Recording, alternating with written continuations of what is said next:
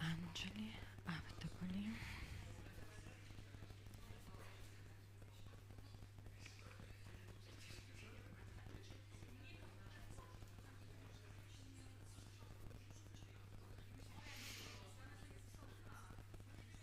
Да.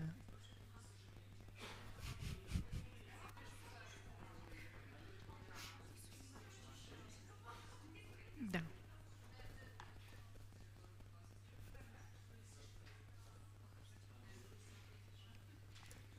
Чакаме ли още някого? Are we waiting for somebody? No. Здравейте на всички. Предлагам да Hello, започваме. let's start. Съжаляваме за Sorry for техническия the проблем, technical но issues, but както ще стане, as както в този we will панел ще see си in this говорим за дигиталния discussion, свят, we will discuss не можем digital, без него, the не digital можем да сме world. офлайн, We cannot така че be се наложи offline, so малко да we изчакаме, за had да to може wait for и a while нашите in order to онлайн make sure our online participants зрители да бъдат част от are part of събитието. this event. Така че официално мога да ви кажа, I will now welcome здравейте you от мен, Мария. officially. И добре дошли на нашия втори панел от Now we are събитието starting Медийна our грамотност second и panel, дезинформация. Media Literacy and Аз ще Disinformation. имам удоволствието да го I will модерирам. be the facilitator. I'm a journalist. I became a journalist in 2005. Over the past years, I have been also a documentary director. I'm happy to be able to moderate this panel. In my both roles, for me it is important to show the truth and to focus on facts. The golden rule of journalism. Когато се подготвях за When I was preparing for this събитие, си дадох event, сметка, че, както ви I казах, бях стажант журналист през was 2009 година. I thought about my И тогава internship as a някакси journalist in информационният свят 2005. беше The доста information по-определен, world поне в at that моето time съзнание. was more Започнах като orderly. стажант. I Бях started където as фактите бяха as a бетон. trainee След това at the бях във Bulgarian news agency BTA. Информацията Truth was идваше от religion традиционните there. медии. Then I joined a Никъде newspaper. другаде. We Радио, received телевизия, information вестници. from Дори traditional всяка media, сутрин започвах radio, деня си с TV channels, хартиен вестник. Не знам newspapers. от вас I started every day кога за последно сте with a отваряли newspaper. вестник на I don't хартия. know when was the last time you opened a newspaper За социалните on мрежи да paper. не говорим. През And 2005 let година alone social нямаше media. Facebook, In нямаше 2005, останалите. there were Единственият ни no досег в social интернет media, беше до едно Facebook or other така channels. наречения динозавър на социалните мрежи MySpace. We had MySpace, the dinosaur ICQ и of Skype. social media, ICQ която and си Skype. обменяхме там, беше We по-скоро exchange приятелска, information и го informally, използвахме за комуникация. and we used it for communication. През 2025 Now, година имаме това. 20 years later, we have Или в this много случаи може да convenience, but it is also an inconvenience, само с the smartphone. един клик и скролвания попадаме в With some scrolling and click, we are in a sea of information. For the past 1 minute, I'm sure that when you turn on your smartphone, you will receive gigabytes of information which were accumulated for the past 1 minute. I can't imagine my 19-year-old self would know how the new generation, the Z generation, live now. People nowadays face the question, where is the truth, what is true, what is the source? In the past, we didn't think about the source of information. but this is the most important rule in journalism. When we come upon some information, we have to ask ourselves, where does it come from? So the topic of this panel is challenges in the digital environment, disinformation, coming from social media, internet. This is the environment we live in. You have 6 panelists in front of you. They have dedicated their professional career to fighting disinformation. I will introduce them to you. Every day they find solutions, and I'm happy in this panel we will focus on solutions, not only the problem itself. Now, let me introduce Senior Assistant Maria Yurukova, PhD, and Adriana Dikancheva from Sofia University.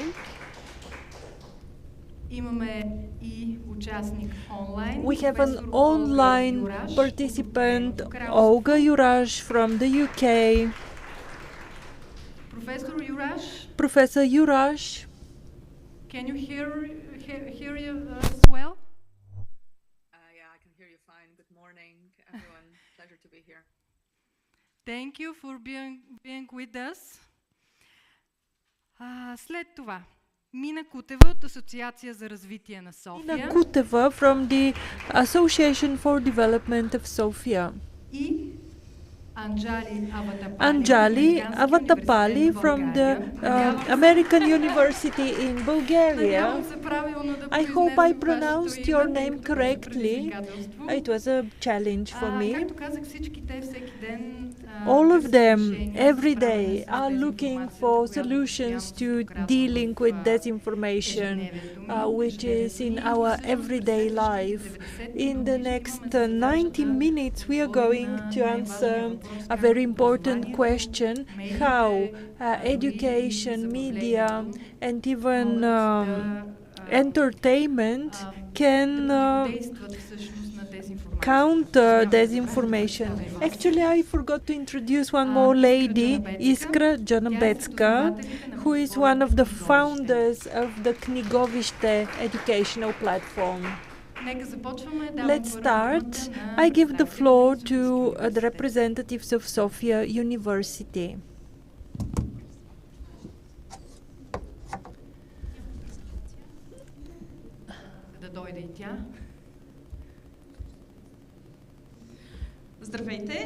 Good morning. For us, it is a pleasure to be with you.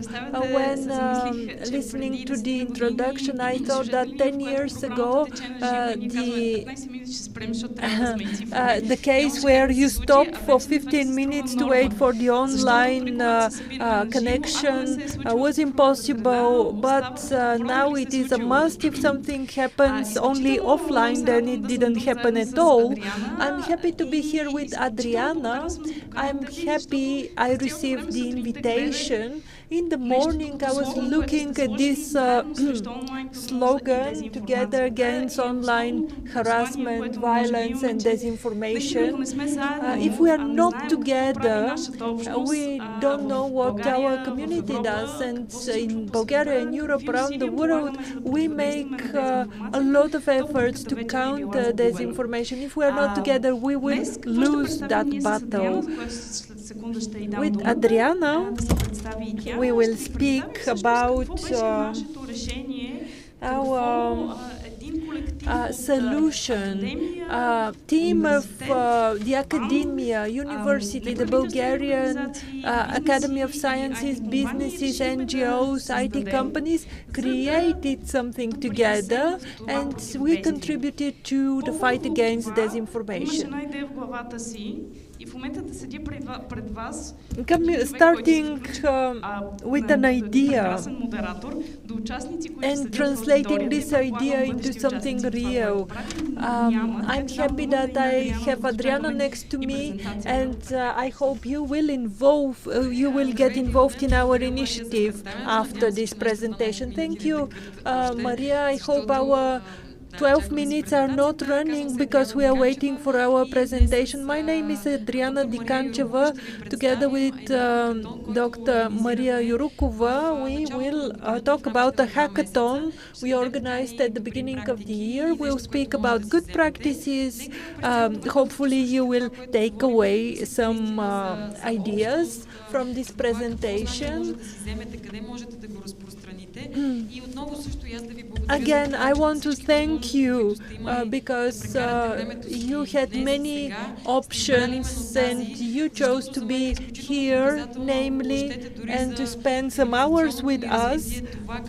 For us, it's very important. The topics that bring us together are very important. My connection to Sofia University is that I am a PhD student and I'm not full-time employee of the university, but you can join the fight against disinformation in many different ways, so it is not something that will be a burden for you. So we will speak, but you can imagine the slides if they are not on screen. At the registration desk, we have stickers with a QR code, and you can access our DisinfoHack website. Our idea is to speak about DisinfoHack and an initiative, but also we will cover different steps we went through. You can be involved as a student, business, NGO, and many other categories. Perhaps we won't have a presentation on screen, but later the organizers will send you the presentation. Perhaps I should have printed it out.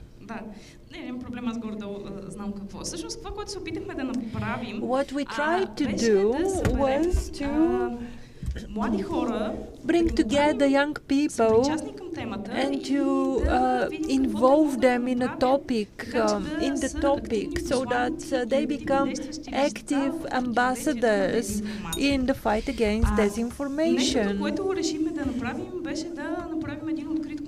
We opened the call and we wanted to see how many people we will bring together. We didn't want to be in Sofia because many activities are reserved for Sofia. We received more than 90 applications. At the beginning we wanted to have 50 participants in 10 teams, but because of this high interest among young people who wanted to join this initiative, we included 72 people, young people, in 12 teams. So we created bigger teams. Adi will now explain more about this, about what we expected from the young people. We needed mentors, and Adi is one of our excellent mentors. One of the biggest added values of the hackathon was that the university students were able to work with mentors in 12 teams.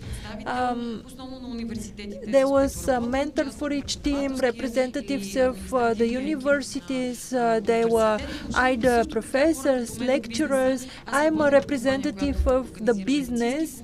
I am from a company which organizes medical conferences, and this gave an impetus to young people. This enabled them to communicate with the business and the media. Afterwards, they continued in different traineeships and they started their own career.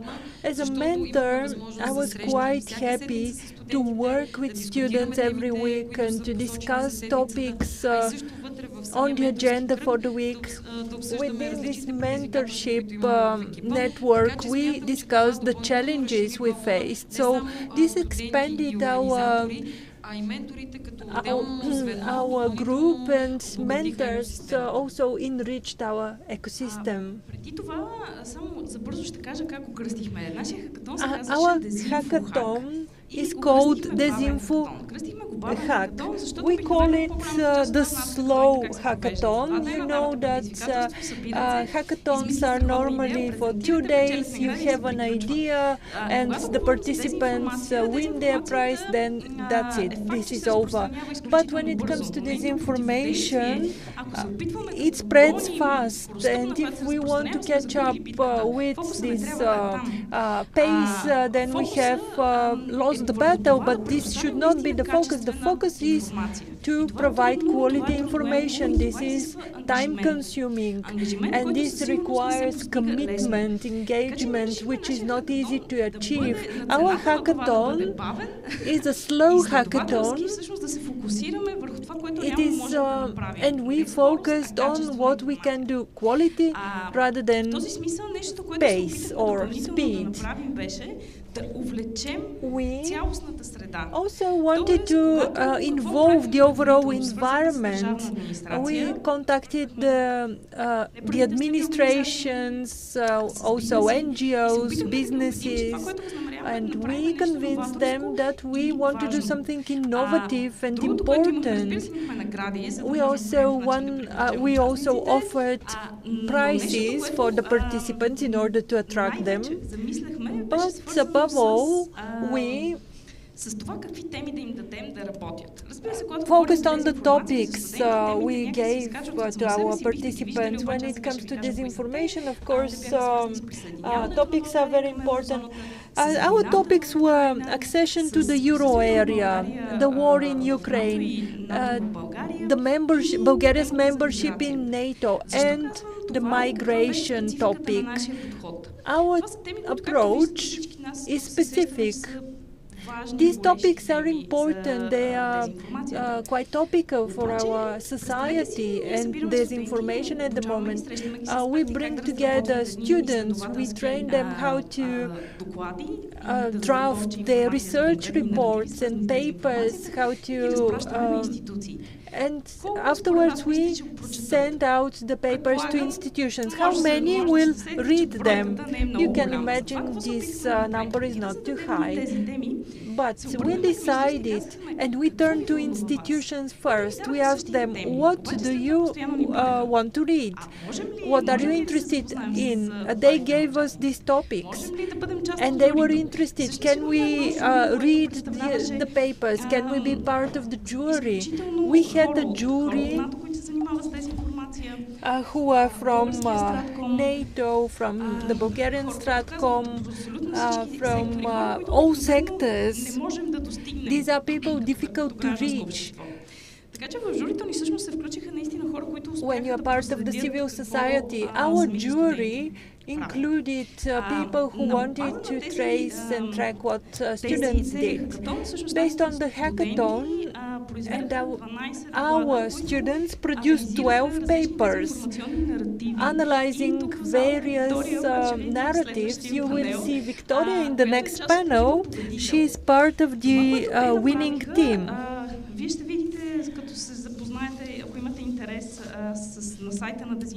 On the Disinfohack website, you will read the details, but in short, the winning team, Victoria's team, she was supported by 4 more young people. They discussed the dehumanization of the Ukrainian people in the Bulgarian online space. What they did was incredible. It was something we hadn't seen so far. They identified new keywords. They found new authors, narratives, channels of disinformation, where dehumanization is found.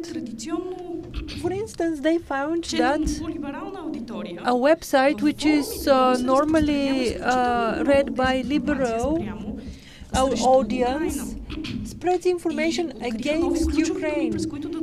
They found new keywords to reach disinformation content relating to Ukraine, and I was really impressed by their work. You can see their name is Narrative Hunters. I think their paper will be more and more popular. Now Adi will tell you what the other teams achieved. We are telling you all this because on the website you will find the hackathon, and if you want to use it, you can copy this model. Of course, we have prepared video clips, and it can be used. Everything you hear and you find here can be used freely. Of course, we can share our know-how with you, and we have good methodology.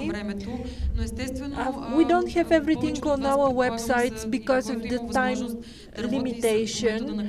If you use the content analysis method, you will know that this is a great method. It produces good results which are invisible for the innocent viewer.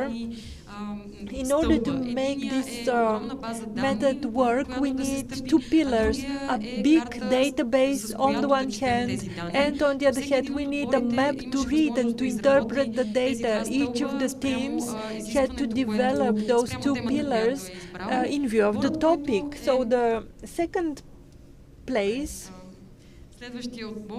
the next team focused on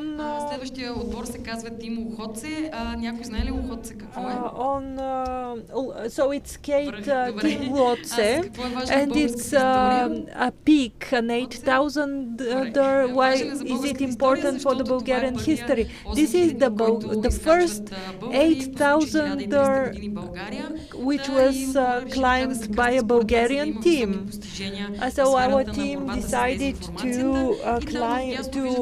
choose Lotse as a title, and you see that a symbol here, we had to pay for it because it was part of the Canva paid version. Lotse team analyzed Facebook Telegram narratives. Telegram is very famous because of the lack of measures in that platform. It was for them it was important where they can join a chat or not. And in order to track discussion, the next team is indicative for the fact that often disinformation narratives are provoked by a particular event. For instance, in this case, they analyzed J.D. Vance's speech in 2025 and how it brought about a series of negative discourses on migrants. The team found that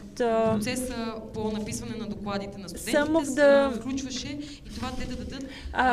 team had to provide also recommendations how to solve the problems,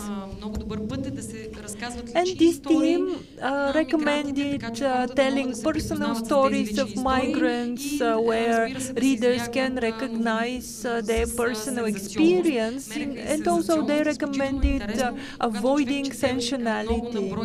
When you read a large number of articles based on keywords, you start recognizing connotations. So things are disinformation, malinformation, misinformation, and this comes from different perspectives and different angles. So it's interesting to start identifying connotations. We had one more team which studied the narrative after the vandalization of the European Parliament's building in Sofia. конкретни So събития и it's тяхното interesting отразяване. Минаваме to натам. cover different events and how they are.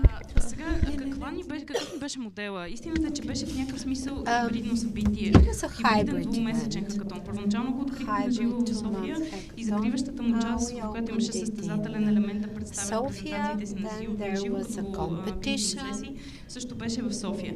Но, както казах, ние обхванахме студенти на цялата страна, даже не само от цялата страна, от 20 града в България, включително 10 университета в България и 2 в чужбина.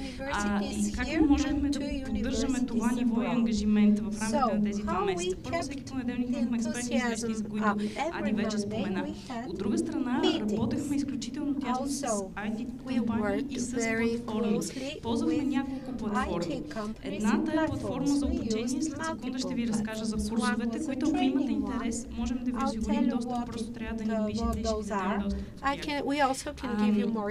Специализиран инструмент, който използвахме е инструмента на една от IT компаниите, които се занимават с медиа мониторинг. Това ни позволяваше всъщност да достигаме до цялото съдържание на онлайн медии и да веб-скрейпваме, както се наричам чисто български, да проследяваме съдържанието във всички медии в реално време в цифрова среда.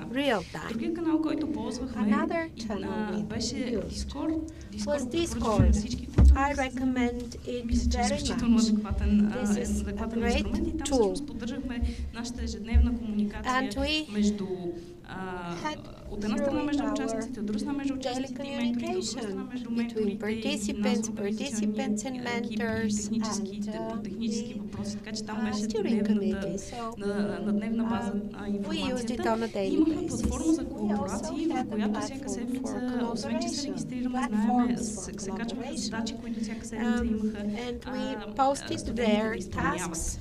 Така че платформите бяха ключови и са ключови. Включително разработваме в рамките на Анекс, се опитваме да разработим от една страна академията и от друга страна като компания се опитваме да разработим нови инструменти, така че да можем да правим повече нетворк анализ.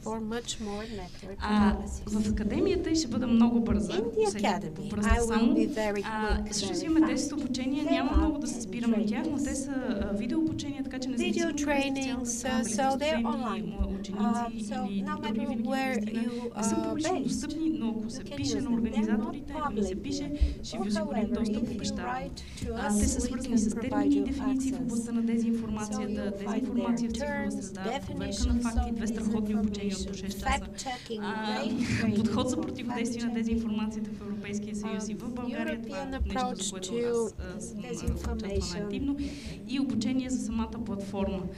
Защо всъщност ви казваме всичко това? Предстоят ни, първо, че както Ади много адекватно каза, може да кандидатствате да може кандидатствате за следващи хакатони. Ако сте ученици, правим сега такъв през ноември месец, до година през септември ще повторим пак, но ще надградим студентския хакатон. От друга страна, може да имате достъп до обученията, може да имате достъп до публикациите. Ако някой пък иска да спонсорира подобни неща, е добре дошъл. Ако иска да вземе модела, също е добре дошъл. Така че за нас тези събития са важни, за да можем заедно да мултиплицираме добри решения. Events are important in order to disseminate. Да, и ние благодарим. Ето снимка на всички нас, за да си представите, защото в началото нямаше слайдове, после минаха така без лица. Видите, някои са щастливи, други са още по-щастливи. Това е финалното ни събитие, което беше в Гейт институт и сме благодарни, че хакатона беше част от една по-дълга двудневна програма в Гейт институт, така че заповядайте на следващите издания. Благодарим. Future editions. Фон вече имам. Благодаря. Thank you.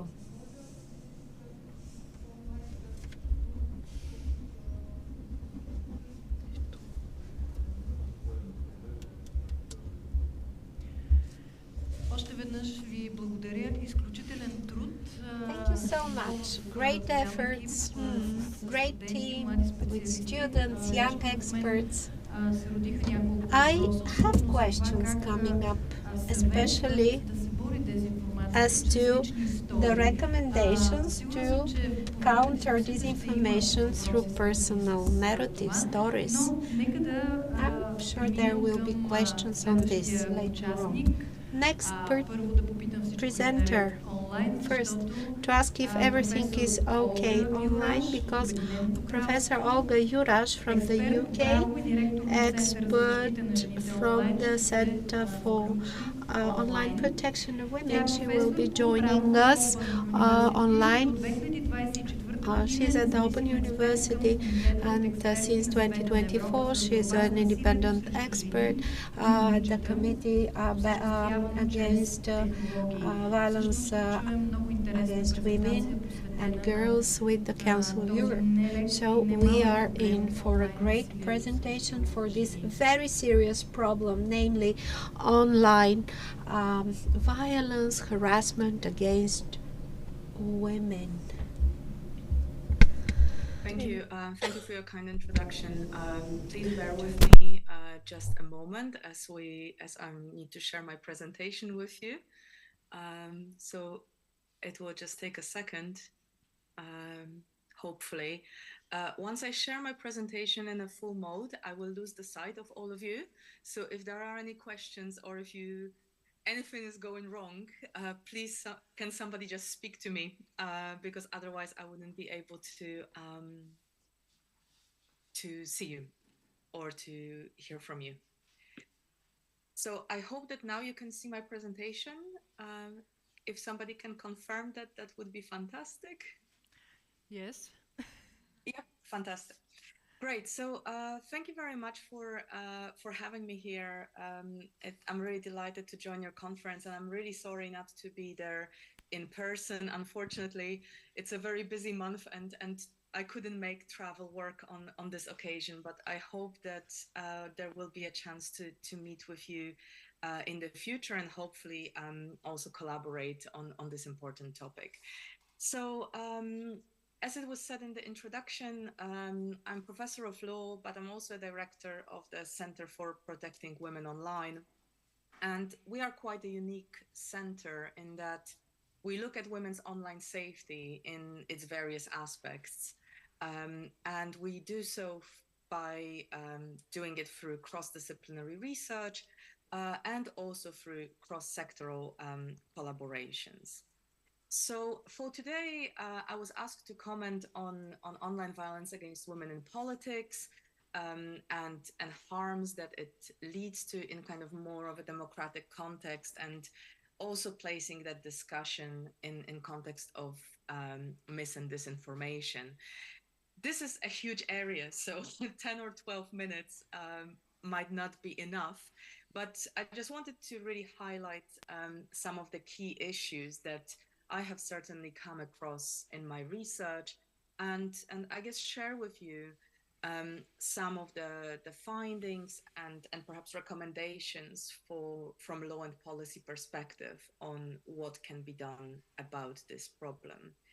So to start from, whilst I'll be talking about online violence against women in politics, so here I mean women who are aspiring to run for office, women who are currently running for office, or women who are currently in office. I'm really placing it in a much broader area of online violence against women in public life, and that can be also inclusive of women journalists, women human rights defenders, in many countries also women lawyers.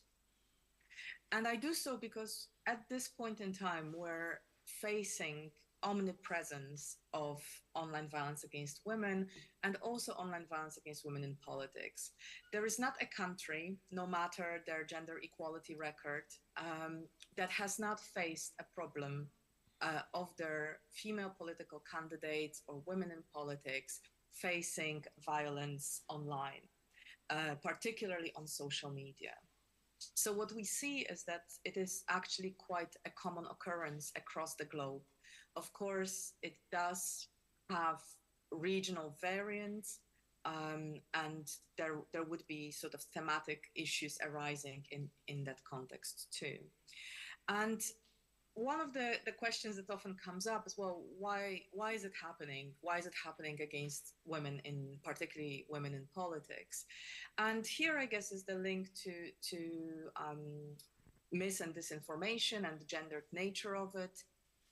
online violence against women in politics is used to spread gendered mis and disinformation, to also undermine female political candidates, to change especially if they are going to be successful, to change the focus from the candidate, their political program, the substantive issues that they are raising, to something completely else. What we've also seen arise in past few years, especially, is the rise of use of deep fakes, typically sexualized deep fakes, some of them even pornographic, of female politicians and political candidates, to, again, undermine what they're saying, undermine their credibility, and to kind of shake their political discourse a little bit as well. And it is important to note that it is something that is quite particular to women in politics. Very often I'm being asked a question, well, of course, male politicians often are also attacked on social media. And yes, absolutely, it is true. But when we look at the substance of how abuse happens against female politicians and male politicians, we do see that against female politicians, it takes very different forms. It is sexualized, it draws on gender stereotypes, it undermines women based on their looks, their performance in other parts of life. They would get comments, well, you have got a bad haircut, you should be at home cooking dinner, things like that. Men do not generally face these kind of comments when they run for office, when they participate in public and political life. What is also quite important to note is that whilst online violence against women in politics is gendered, it is also very much intersectional. So particularly in the UK, but also in other countries, we see that women in politics are attacked not only because they are women, but it also intersects with their other identities. Typically, that can be race or religion, or maybe their origin.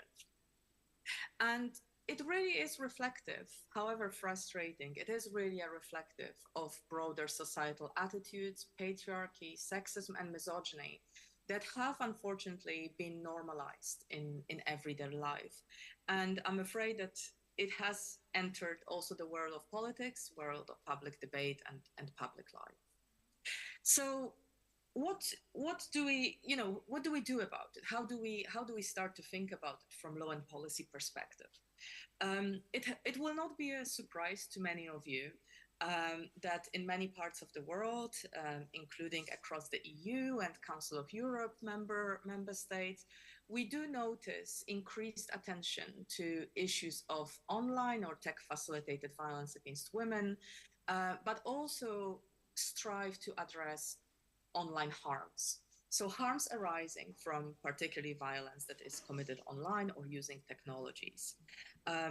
As many of you are perhaps based within the EU and Council of Europe member states as well, the EU has made quite some moves in past 5 years, particularly from the European Commission, introducing various pieces of legislation such as Digital Services Act that do try to tackle it at the source, try to impose duties on platforms and platform providers, particularly very large ones, to make sure that users and also women are protected from abusive content and including gender-based violence.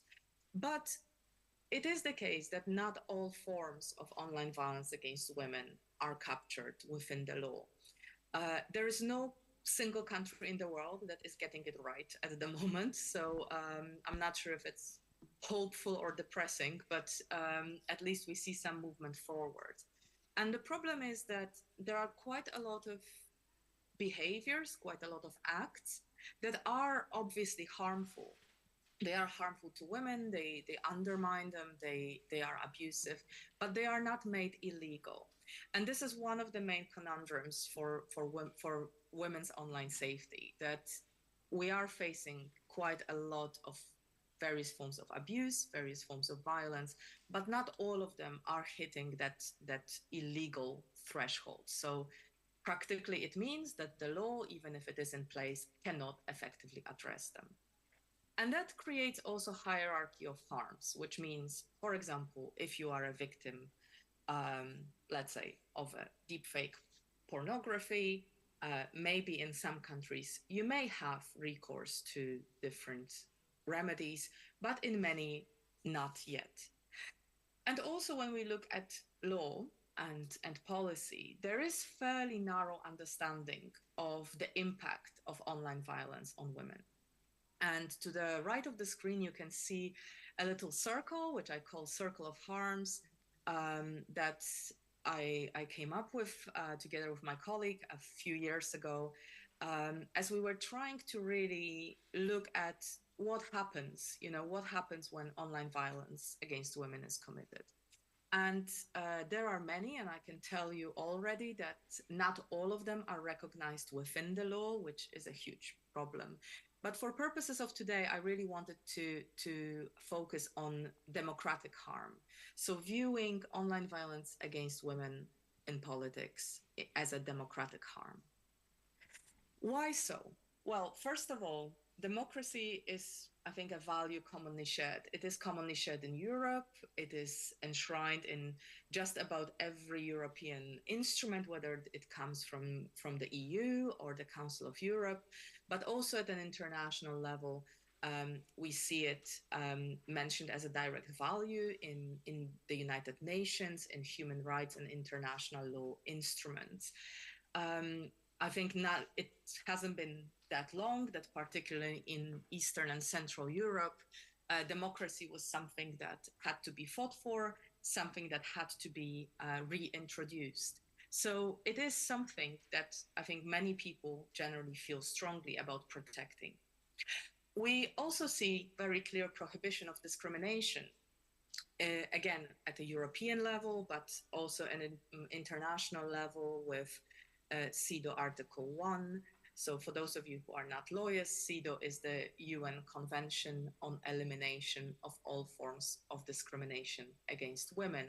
And it has now long recognized that violence against women and girls, whether it's happening in public or in private, or whether it's happening online or offline, is a form of discrimination.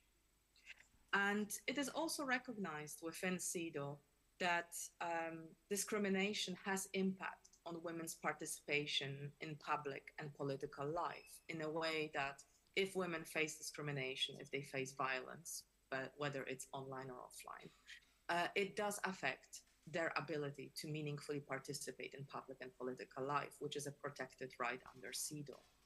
And back in 2019, the UN Special Rapporteur on Violence Against Women recognized that that very issue, that online violence against women in politics, is a very clear and direct attack on the full participation of women in political and public life, and also their enjoyment of their human rights. So we see that recognition between the link of online spaces, digital spaces, violence against women, and public participation in political life, especially. It is also obstacle to realization of the United Nations Women, Peace and Security Agenda, which very clearly articulates that participatory rights of women are absolutely crucial in order to build, to make sure that political and public life is inclusive. Unfortunately, online violence against women, and particularly those in politics, really challenges these global commitments. So perhaps many of you at this point are wondering, so what have been the responses to it? So if every country in the world has faced a problem where female politicians, women running for office face these horrible things online, what has been done? Well, again, you wouldn't be surprised, not much. So there is a general recognition of the issue rather than tackling the tech and safety aspect of it. So we can see, European Parliament very quickly recognizing that online violence against women in politics is harmful. We see similar recognition at the UN level. But in terms of any specific responses that would be law and policy responses, tackling this specific issue, we do not see that much. In terms of legal responses, so here I mean kind of introducing specific laws that would make the link between protection of political candidates and protection of women from online violence with public and political life. We see some limited movements, and they are mostly in the inter-American context. So we have inter-American model law on the prevention, punishment, and eradication of violence against women in political life. And as of August 2021, Brazil introduced specific law protecting women who run for office, women in politics, which also recognizes that these forms of violence are happening online. The distinction that needs to be made here is that, of course, in many countries across the world, we do see electoral laws. So there are certain principles, particularly around national elections, that protect political candidates. However, many of them do not really address the phenomenon of violence against women in politics, firstly, but then its digital and online aspects. And what is absolutely crucial, yet very worrying, because we don't see enough of it, is a very limited prevention of online violence against women generally. And especially looking at evidence-based that we see here in the United Kingdom, what that translates into is a growing reluctance, particularly amongst young women, to actually consider a career in politics or career that involves kind of being very present in public and political life. And looking at the past 10 years or so, we see really rising numbers of young girls, young women. Here I'm particularly thinking about studies from Girl Guiding that are done every year that really report being affected by the rising rates of online violence and also their own experiences of being subjected to online harassment, sometimes being exposed to online Professor content Jurash? without consenting. Sorry. Yes? But you have last 30 seconds. No problem. So looking at solutions, law is only one tool in the toolbox, and it's one with obvious limitations. So when we think about protections of one specific group, that may not always be accepted by states. It might not always be viable to deliver. So instead of perhaps looking at protecting a particular group, perhaps a more sustainable approach would be to recognize the social cultural harms, such as democratic harms that happen around online violence against women in politics and also beyond. I'm sure some other panelists will speak about it, but I think safety by design is a foundation that we need to strive for, not a selective good practice. And that absolutely must be paired with digital literacy education. And again, I know there are some people on this panel who are very, very knowledgeable in this area.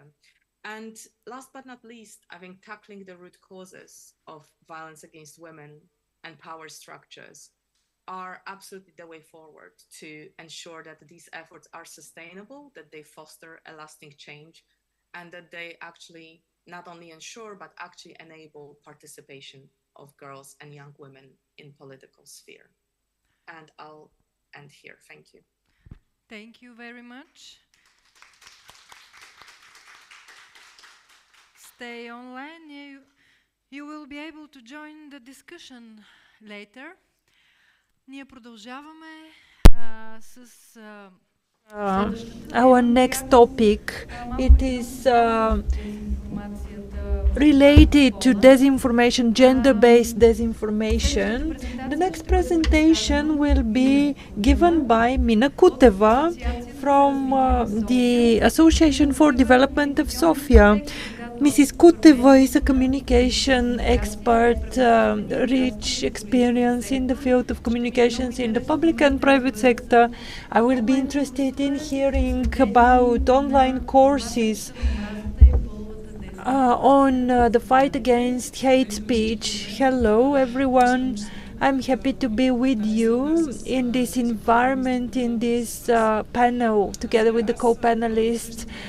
In the next 12 minutes, I will tell you in general about the online courses, but also about a project which has taken up most of our time.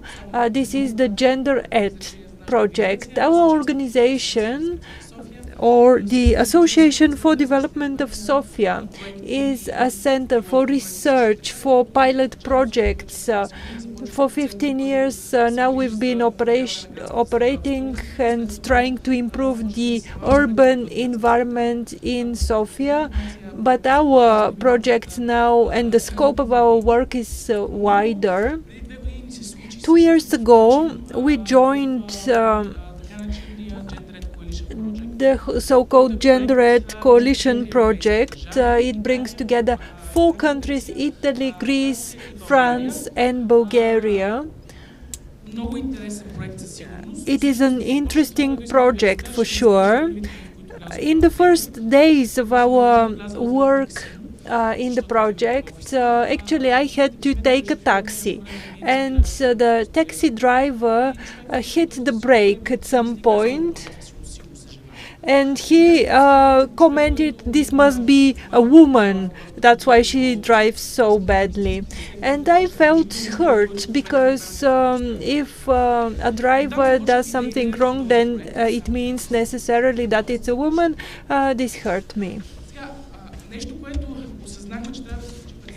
We understood that in the Gender Ed Coalition project, and all its activities have to, in order to achieve real results, in order to raise awareness in the field of discrimination, gender-based discrimination and misinformation, we need 3 important aspects: interactivity and proactivity. At an early stage, we understood that the internet environment is full of content. Everybody is busy with a lot of things. You have your personal life, professional tasks, very limited attention span online, and that is why we have to be very proactive in our communication when it comes to disinformation. These are some of the activities under Gender Ed. Now you will see more details. Citizen Hackathon. We included 40 people from 4 countries in Perugia, Italy, for 2 days. We formed 8 teams. We had journalists, young influencers, activists, media professionals, people like me who work in communication. So we formed 8 teams and asked them to think of a campaign which concerns gender-based disinformation. We had excellent results, 8 excellent projects, and later you will see how we achieved actual real results. Often I continue the topic of the colleagues from the university. The big problem is hackathons produce projects deliverable, but afterwards nothing happens with these.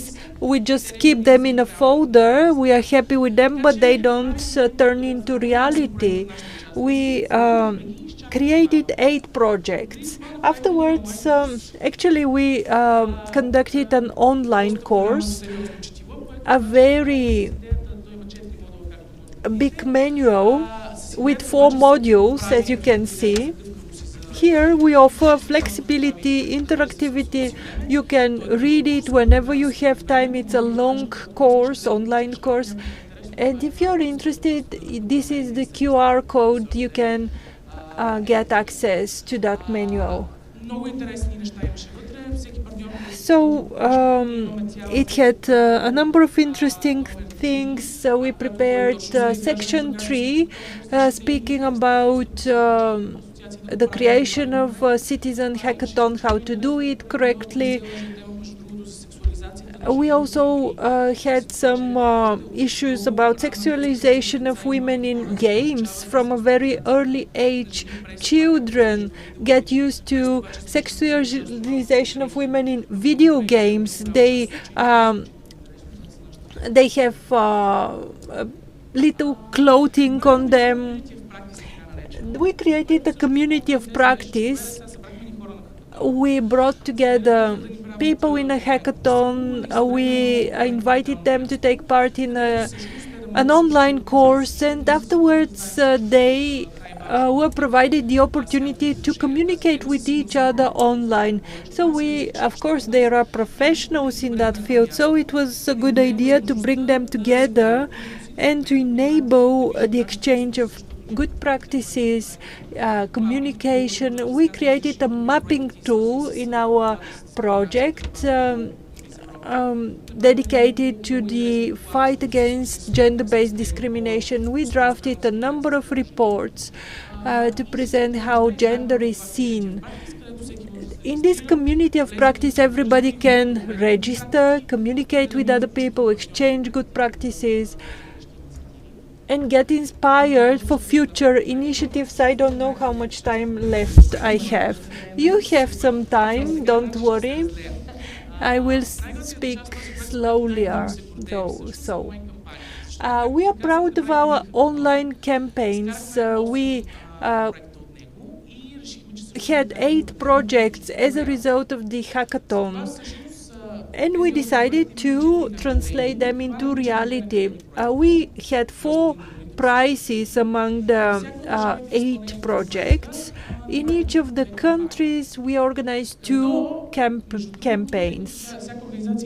Each organization had the freedom to choose how exactly to organize those 2 projects. Unfortunately, I don't have a link here, but our campaign was entitled "We Are All Sexists, Right?" And this was as a result of something said during the hackathon. We cannot speak about discrimination, racism, gender-based disinformation unless we are more provocative. And of course, we need to be interactive. They created an excellent project. You can see it on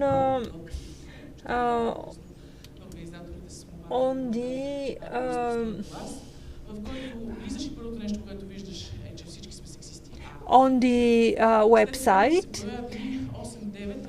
So you see we are all sexists, right?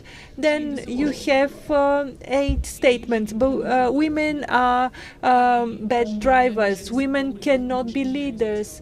Men are better in engineering specialties than women. So when you open this platform, you should be frank with yourself and see whether at least once in your life you were convinced that these statements were true. So you click on those statements, and we started receiving information how people think and what are the most recurrent stereotypes in the field of gender-based discrimination. So this is valuable information for us.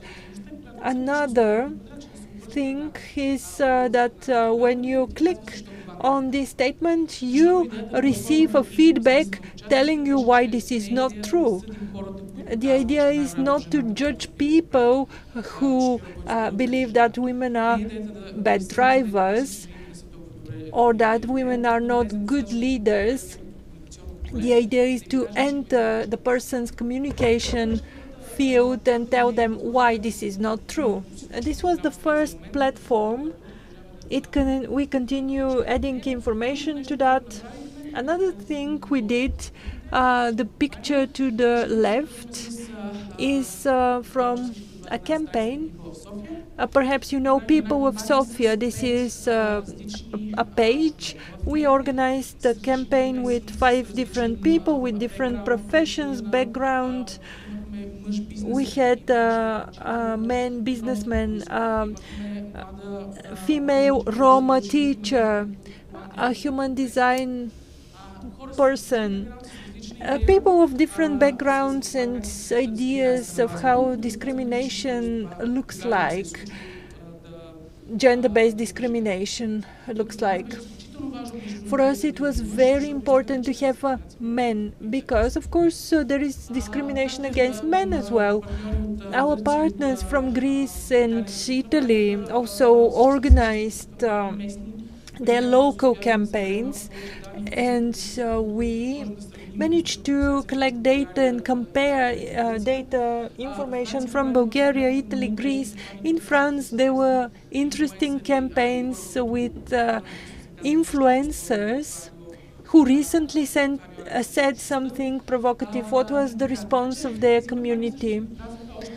Those campaigns proved another thing. We also had a website. When you provide information interactively, when you provide it in a suitable format, suitable time for the people, so we wanted to reach a wide group of people. This was the easiest way and approach to inform without judging, because for us it was very important. I will stop here because I will be happy to have your questions. Of course, we have many other details. Thank you. Thank you. Especially because you managed to fit in 12 minutes. It was very interesting. I remember the campaign with those personal stories and pictures. I'm happy to learn it was born during a hackathon. After the discussion, afterwards in the discussion, there will be some questions. Now I will introduce our next presenter, Anjali Avatapalli. From the American University in Bulgaria. She recently graduated from the university majoring in information systems, journalism, mass communication, a second major integrated marketing communications. Anjali focuses on how monitoring, media measuring can improve critical thinking in the online world. You have the floor.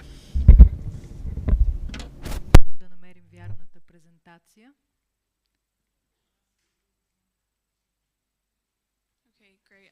Здравейте, hello. You'll have to bear with me as I am an English speaker. I'm Anjali, and as they gave such a lovely, wonderful introduction, I'm a recent graduate of the American University in Bulgaria in Blagovgrad, and now I work for their Center of Information, Democracy, and Citizenship. So I'm here today not to say anything that you haven't already heard from these excellent women in this panel and also from before. I'm but a small fish in a very big, brilliant, beautiful pond.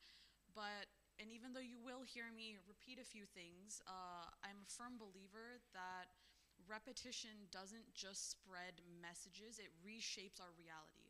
And today, the reality that we're trying to reshape is quite harsh, especially for women. So I want to touch briefly and give you a snapshot on the intent and impact of gender disinformation, focusing on a few cases that sparked my interest, particularly within the Balkans, and touch at the end about what youth can do.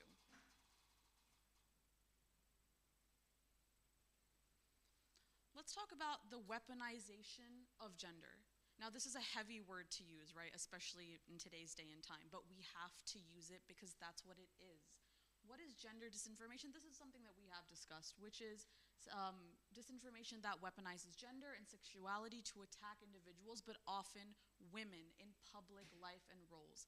This is, as we discussed, to undermine gender equality movements and to exploit certain stereotypes and cultural traditions.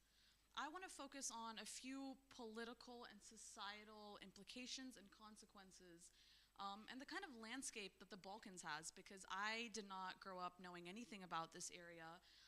I've seen females in different kinds of stereotypes and positions of power struggle across the world, but this was something entirely new to me, and this is something that I wanted to touch upon.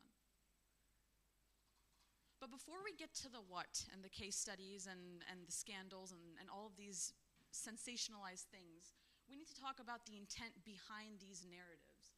what are these harmful narratives and why are they created, right?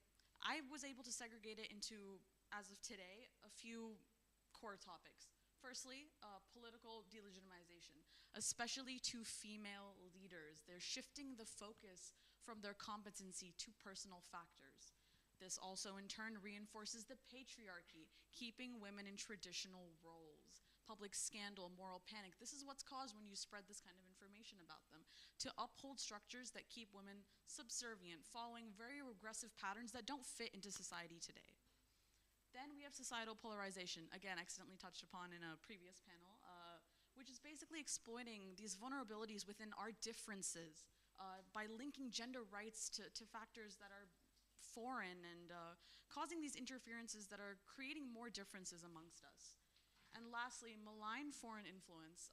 These are basically any external factors that are amplifying the misogynistic content, and these are creating division, eroding distrust, and basically affecting our, not just our democratic process, but our day-to-day interactions with each other online and in person.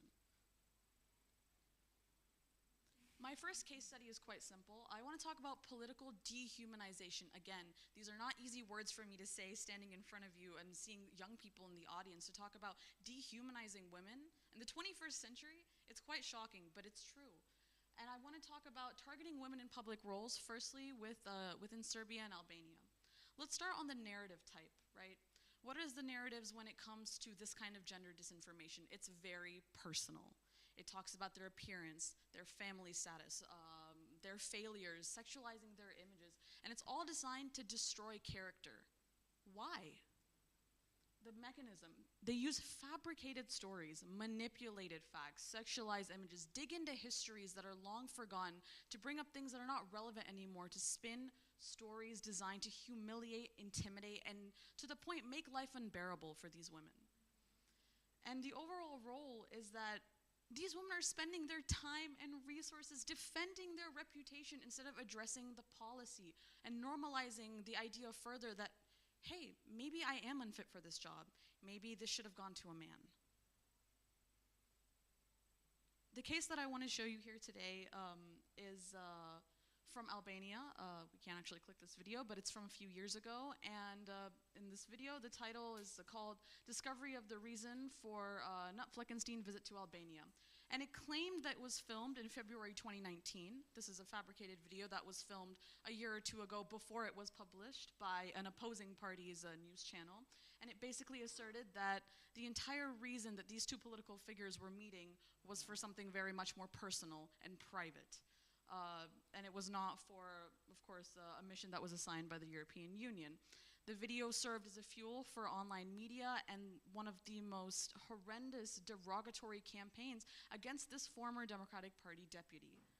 This video was taken completely out of context and reposted a year later to fuel this further purpose, calling into question her marital status. And more than that, when I see this today, it makes me wonder, what are we telling young women in college, in high school? I see young people here. If you sit next to a male colleague, if you smile at them, if you shake hands, if you share ideas, and it's captured and shared, this should not be a problem. These are day-to-day interactions that are being coerced. Similarly, something quite scandalous within Serbian media was a viral social media post that claimed that an adult film performer was a member of Serbian parliament. We all know that this is not true, and this was later debunked, but the aftermath that ensued is what makes me afraid. Because the comment section, after this was already proven to be untrue, was linking fabricated news. They started posting content, former background information about an existing member of parliament, posting pictures of her in tight dresses, claiming that this was in fact her and that she was an adult film performer, which was, of course, not true. And these are the kinds of narratives that fit into that broader pattern of disinformation. And they're aimed at portraying these women as unqualified, morally compromised, and being capable based on their profession on how tight their clothes are. My second case study is about dehumanization of refugees. This is again something that I saw after I had moved to Bulgaria in the recent years, and it's about targeting Ukrainian women in Bulgaria. Following Ukraine's invasion, the media amplified articles about Ukrainian women specifically 92 times. Not just refugees, women specifically. And they portrayed them not as war victims or based on facts, but as economic and moral threats, burdens to our society. And this was with two key factors: sexualization, exploitation, which we do see on a day-to-day, but also a moral and health threat, which is all the more pressing after our recent years of the COVID pandemic. This graph here shows that gender disinformation narratives regarding Ukrainian women in Bulgarian news outlets. The key words, as you can see: gold digger, prostitute or escort, hostile towards Russians, superficial bimbos. This is what is being talked about refugees within media. And further stories claiming that these women were here to entice, seduce, with absolutely no claim whatsoever other than a stereotype, saying that Bulgarian bachelors are taking them on, that they're corrupting Bulgarian society. They're an economic threat because they're taking over jobs that Bulgarian women have recently taken. They bring into the country HIV and other illnesses, which are fabricated medical claims that they're using to further exclude them from society. And here we have to consider something. What's the intent and what is the real impact? Now we know the intent is now to dehumanize these vulnerable populations, women in power, minority groups, to ensure further exclusion, and to dismantle any public solidarity that could have been had. But what's the societal impact? We're increasing hostility, discrimination, institutional withdrawal. People are afraid to speak up, and we're creating environments in which not only we can't even fight back if we can't question it in the first place. We're normalizing harm. Again, not easy words to say standing in front of you here as a young person that is just trying to make it out there. But how are we undermining women's role in safety? We're excluding them from the public sphere. Before, we used to have open forums where women could come, discuss, talk about their problems. Now everything's online. It's in a click. I have a problem, I can share it online. But now we have made the online world too unsafe. We have made it subject to cyberbullying, harassment, threats, and to self-censorship against silencing critical voices, female journalists who are trying to report on the very issues, and the erosion of trust. Depicting women in power specifically as corrupt, incompetent, is making us lose further trust in democratic institutions. It's making us say that women are not capable of something that they've spent their whole lives working towards. Now, what's the media's role in all of this? They're the perpetrators, but they're also the antidote. The perpetuation is where we are now. We have not reached the antidote state yet, but that's why we're all gathered here today, right, to be able to get to that stage.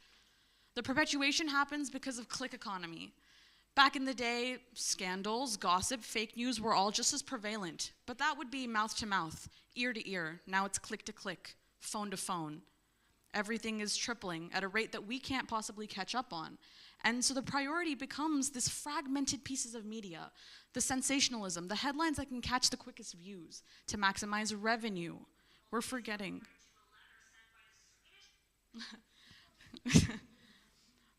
And we're accelerating stereotypes and hate speech. And it's also about the lack of accountability. When these kinds of fake news are spread, we don't see retractions from media sites once we've realized, oh, they've been debunked. Once we know it's fake news, nothing is actually done about it to spread the message that, hey, this is fake news.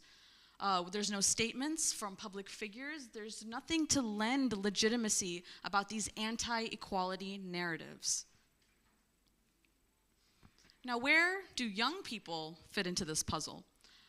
Young people are, I think, significantly more vulnerable to gender discrimination, but they're also so much more uniquely positioned to be able to fight through this and to handle this because of their digital fluency. I know that the digital fluency I have, maybe somebody 10 years older than me wouldn't, but somebody 10 years younger than me is twice as capable. So the cornerstones of this capability is first, media literacy. This is something that I can just see by in this room. We are actively working towards all together. Critical dialogue. Having come to Bulgaria and having been in this environment, I have never seen in my life so much critical dialogue being shared by the young people to get messages like this across. Advocacy and reporting. It's not just about the statistics, it's about understanding what they mean, making the personal connection between somebody who is just a number and somebody who is a mother, a wife, a sister, a daughter, and a human being. This brings me to the end and towards my line of work. The Center for Information, Democracy, and Citizenship, I've had the privilege of being with them, and they're one of the few places who actively, at every corner, try to make sure this dialogue, this understanding, these numbers, all of them have meaning. We hold some amazing programs about disinformation, societal resistance, gender studies, our advocacy academy, which is not trained just to tackle, the one specific topic. It's about broadening our understanding of everything that's going on and creating the links between these different problems. The problem does not end at just identifying the fake news. It starts at identifying the fake news.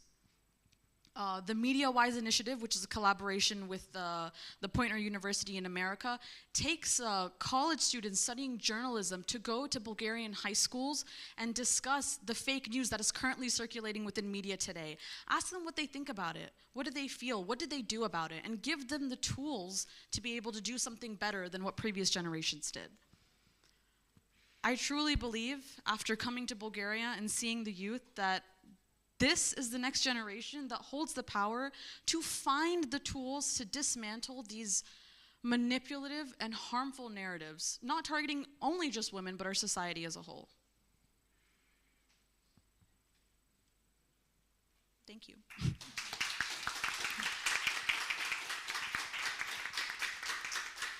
And this is just a link to some of the most excellent sources. If you would like to do any further reading or understand, I highly recommend. Thank you.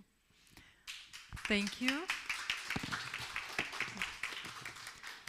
През последните 2 години имах възможността да работя. I had the opportunity to work closely with young people, teenagers, and I agree that young people are intolerant to disinformation. They don't keep quiet, so they show when there is some disinformation and they react.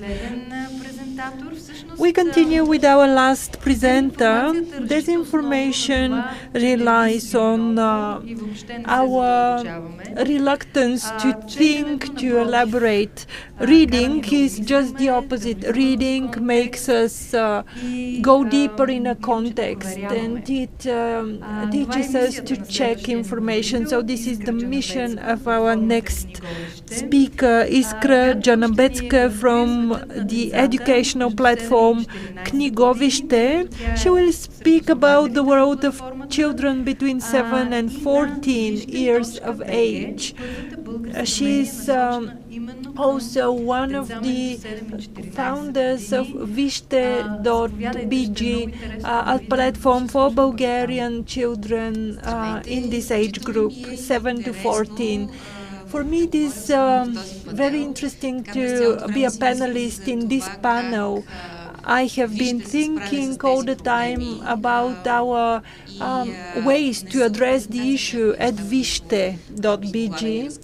So I will mention some of the things, some context. We created Knigovište 7 years ago in response to a major problem. The problem is defined in PISA studies on functional literacy of Bulgarian young people. We copied good examples and we decided to create something to help Bulgarian children. Because as I read many years ago, in order to make a change happen in society, you need 4 generations. If we want to make something happen, we have to work with the youngest generation. And today I asked ChatGPT, I asked the Google AI actually, when do stereotypes start forming in children? According to Google's AI, it is between the age of 3 and 6. In that age, children are in contact with their teachers, with their kindergarten staff, carers, and the topic is whether in nurseries we should have only medical workers or also educators and childminders, because this is the context for the Bulgarian audience. These are topical issues for us. Actually, from a very early age, we work with children. Knigovište was created as a tool to encourage reading with comprehension. Vижте is another platform which started and was meant to respond to this problem defined by PISA. And it is related to the fact that Bulgarian young people have very low global competencies and knowledge about the problems of the world, and they are not able. I use so many negation words, but I love Bulgarian children. Nevertheless, this is what PISA results show. Bulgarian children cannot find solutions to global problems nowadays. That is how we developed Vижте. Vижте speaks in children's language, explaining them different things. This is from a notebook we created on media literacy. What we have today, I will speak more about media issues. Through Vижте, we are trying to explain the children. We are trying to explain the world to children so that they manage to find their way in the world of adults. They want to know, they want to understand, and they learn how to take part in our society. In media literacy, we have a lot of materials to explain issues to children, but unlike textbooks, we take examples from real life.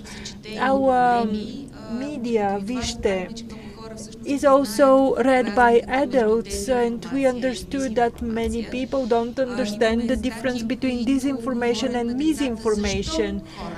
We have a lot of articles on explaining why people share fake news. Perhaps in many cases it's because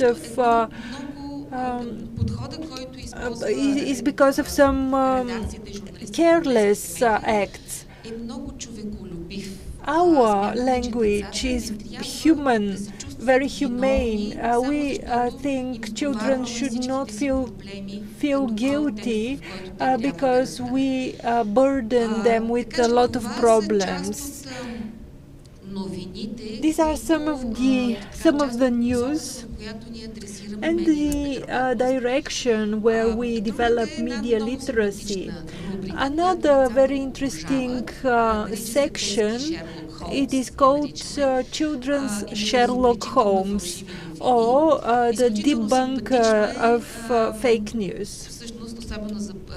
It is particularly interesting, especially on April's Fool's Day. Our first article were there real ETs, extraterrestrials found. And we were contacted by children. Actually, I wanted to show you the article. So this is incredible. Scientists made teleportation possible.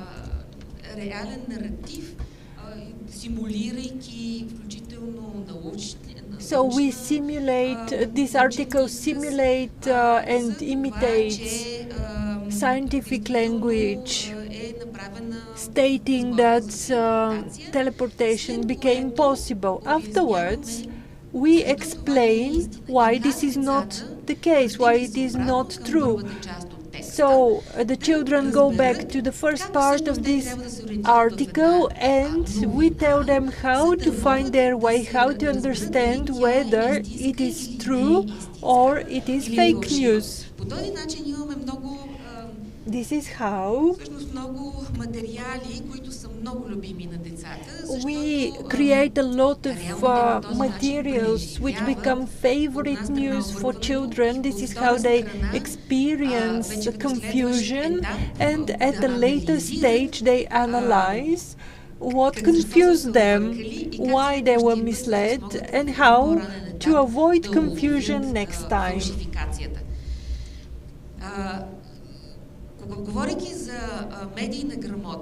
Speaking about media literacy, we have a lot of materials related to AI and its presence, how we can use AI, how we should not use AI. I forgot to mention something here. We work a lot with socio-emotional skills of children. We have a lot of materials on how to protect yourself against harassment, against bullying. If you write in our searching engine women, girls, feminism, you will find articles on women in politics. And we discuss the candidate for presidency in Mexico last year. So in our Viste media, we discuss a lot gender equality, how to speak about female politicians. These materials are read by small children. This is an opportunity to discuss those issues at school.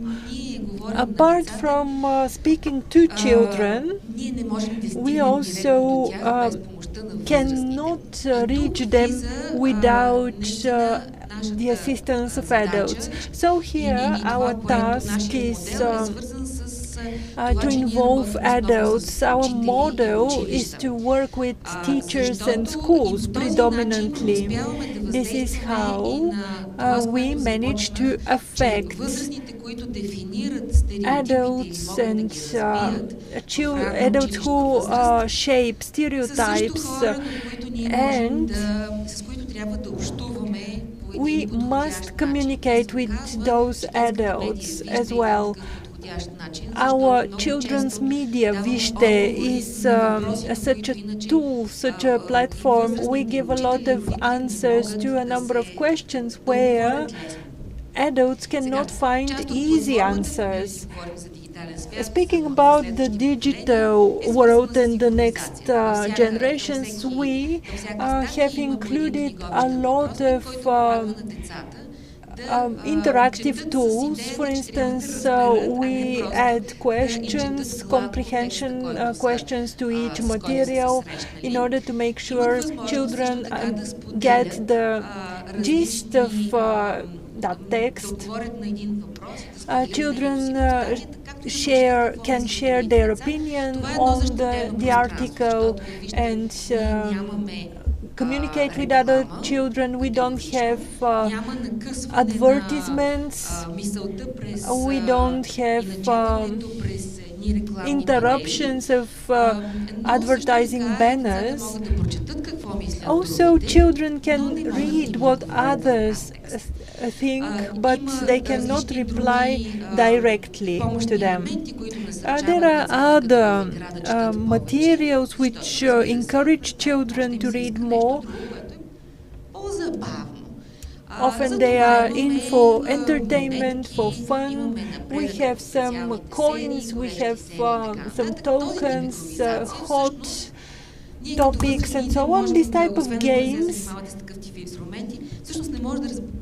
are beyond the comprehension of adults, but for children these are sort of motivation. Children ask their mothers for the tablet to continue reading because they will lose coins or they will accumulate coins.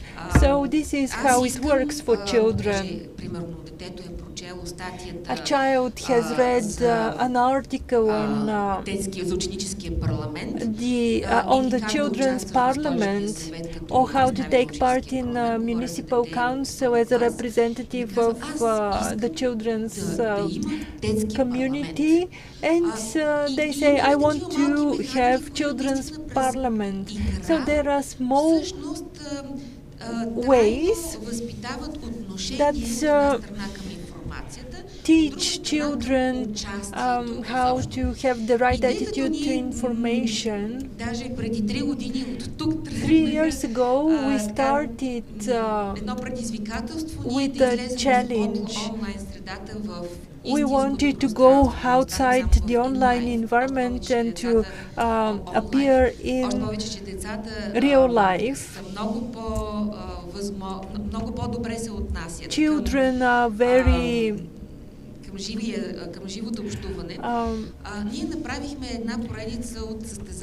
positive to live communication, so we created a competition called Know It All.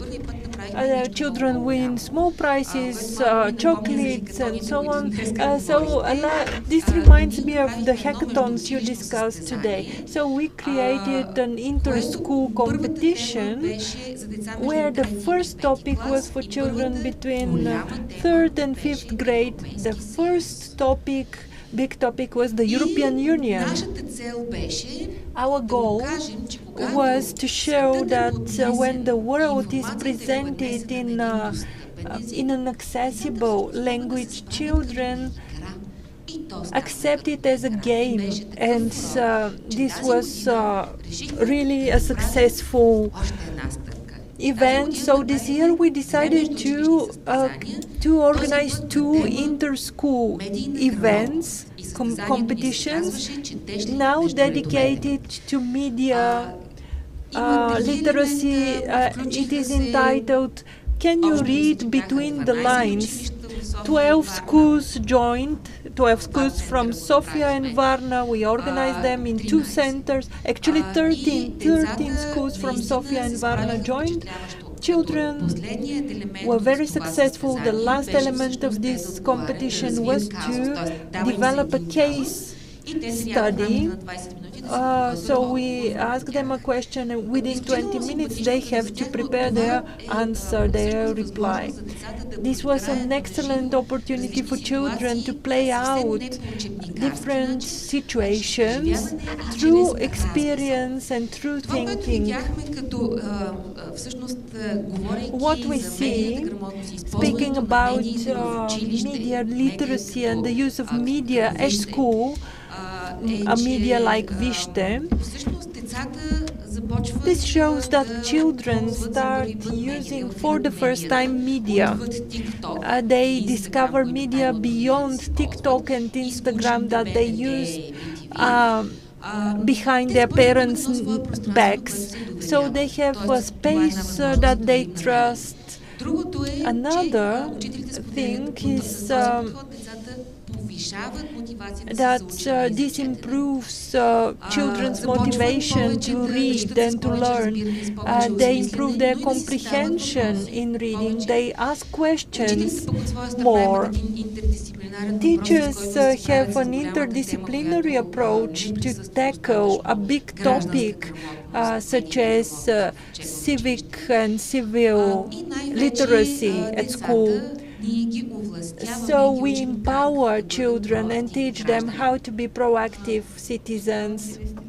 You have 30 seconds, so this is the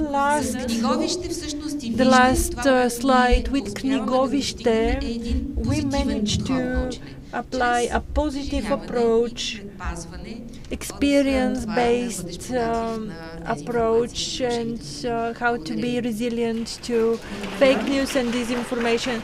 Thank you. For the past 1 hour or more, we managed to see not only problems but also solutions.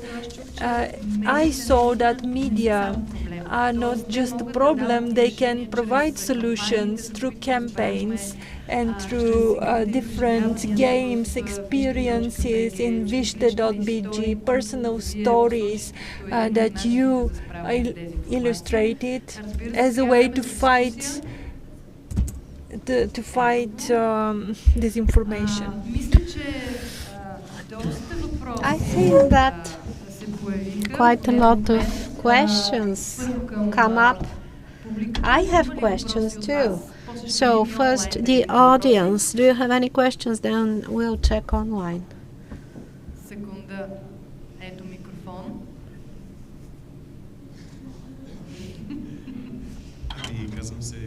My name is Yuan, and I have questions to Anjali. Anjali Avatapali. So I have a question about, we've heard that about the problems with the discrimination of women in which, for example, are public figures or some colleagues and classmates, and we are witnessing it every day. But I'm not sure what can we do as a society to prevent it. Is there any institution that we can connect with? Is there any platform or something that we can do to help and prevent?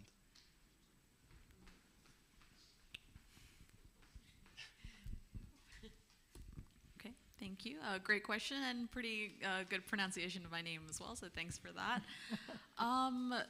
It is a very heavy question, and it is difficult for us sitting up here to place a lot of burden on the younger generations and be like, well, you need to do something about it because it's your future ahead.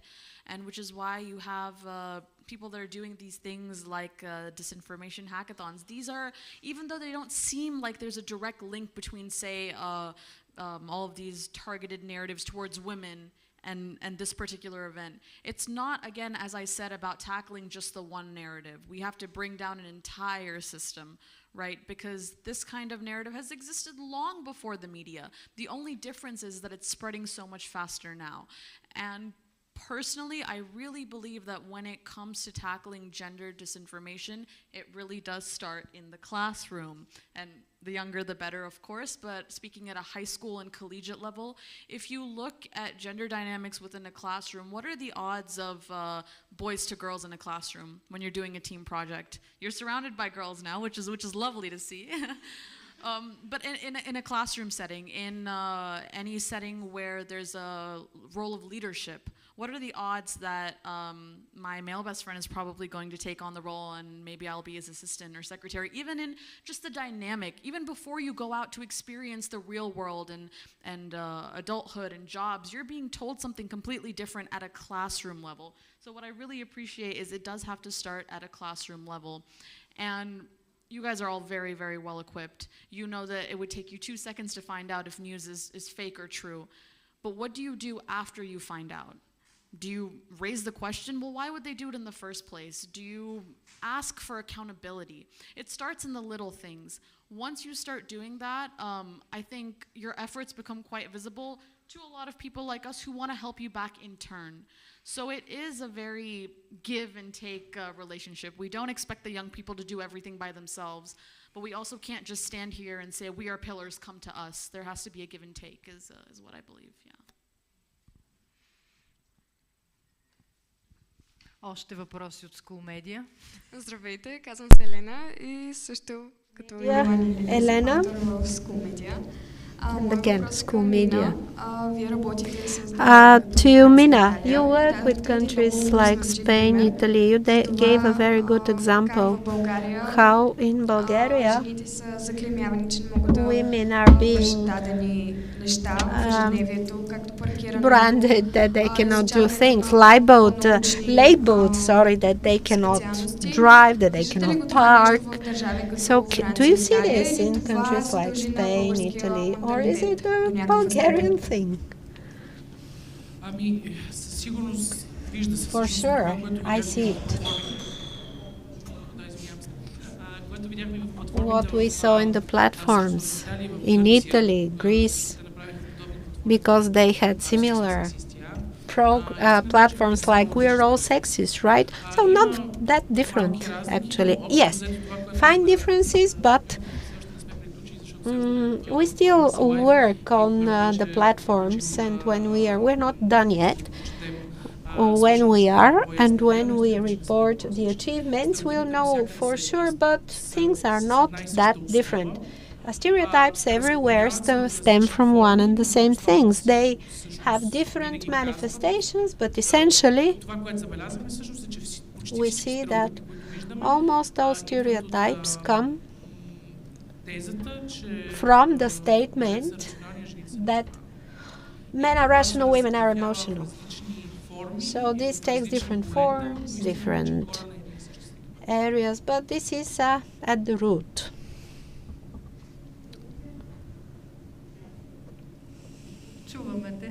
Yeah, we can hear. Not rather.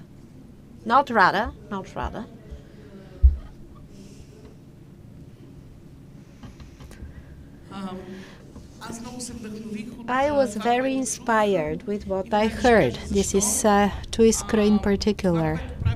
What you do with the children, we have to start doing it with the adults, and quickly. So, okay, yes. We are talking about adults that fall prey to scams, that go and take their children out of school because they think that the Norwegians will take those children from them. So when it's not enough to explain things in simple terms.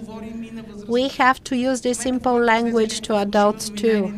Once there's a fake news, we have very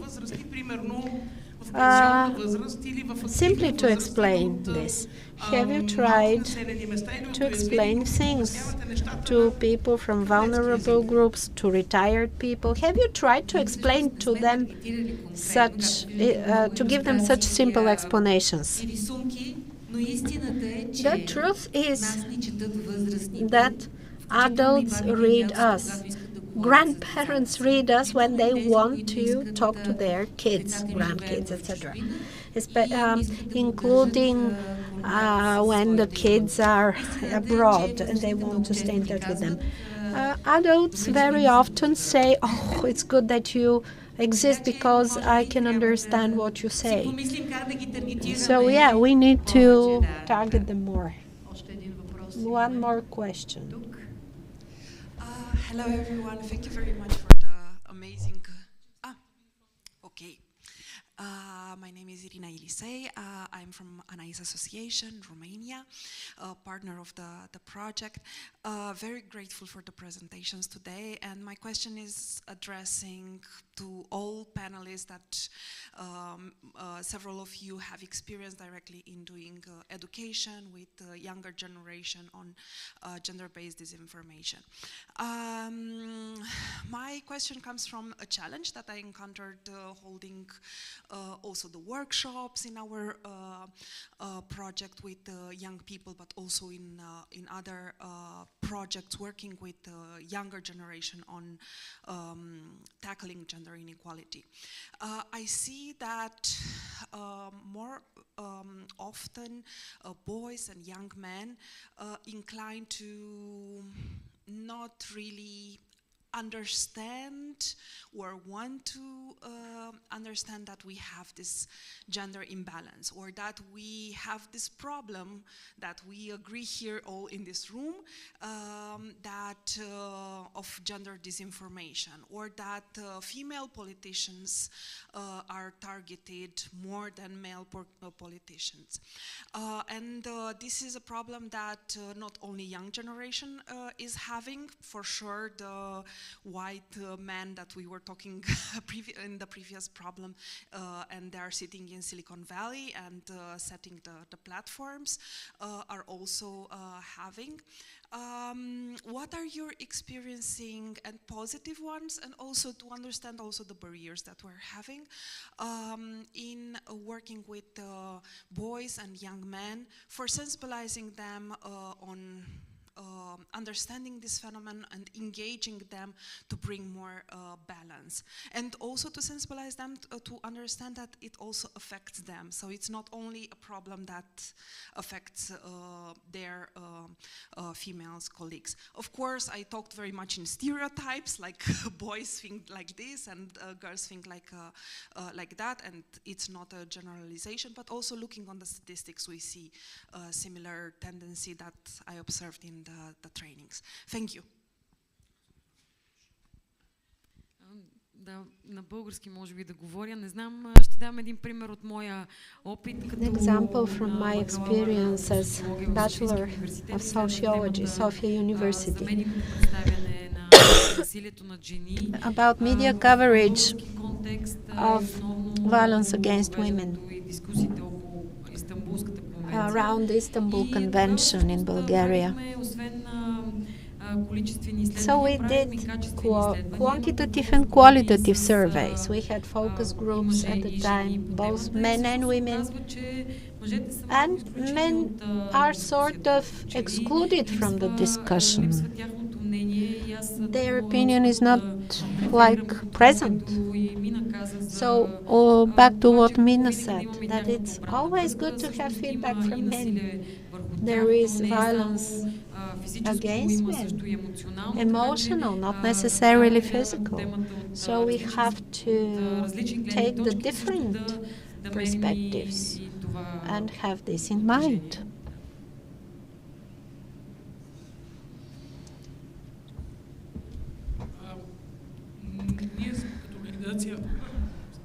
We as an organization do not have that much experience working with school students. We work with university students more. The final conference of this project was like 1 week ago in Paris, and we took a very intelligent Bulgarian teacher, philosophy teacher, a male teacher. He teaches in Italy currently.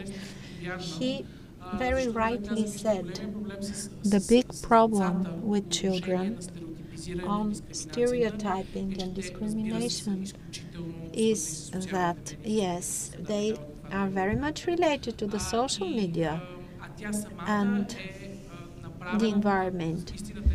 And what the girl sees when she opens her TikTok or Insta is much different from what from the content a boy sees. And for pre-high school students primarily, the information, the content for girls is very different from that for boys, and it works to entrench stereotypes. It provides a basis for discrimination. So we have to see how to equalize in a good way the content, the stream. Полина Филипова. I'll tell you about the National Center for Safe Internet. The discussion is very interesting. So, statistics. So we have to look where those stereotypes come from. They come from early on. In the past year and in the years where the hotline of the National Center for Safe Internet was operative. So we have tips about online violence against children, and in 95% of cases, girls are affected. Why? Because posting naked photos, and they are forever in the internet. And the girls themselves have to be empowered. They have to know that if they send their naked photos to someone on the internet, this may end up, you name it where. 95% of cases is about nude photos and violence, nude photos of girls and violence against girls. Are there any questions online?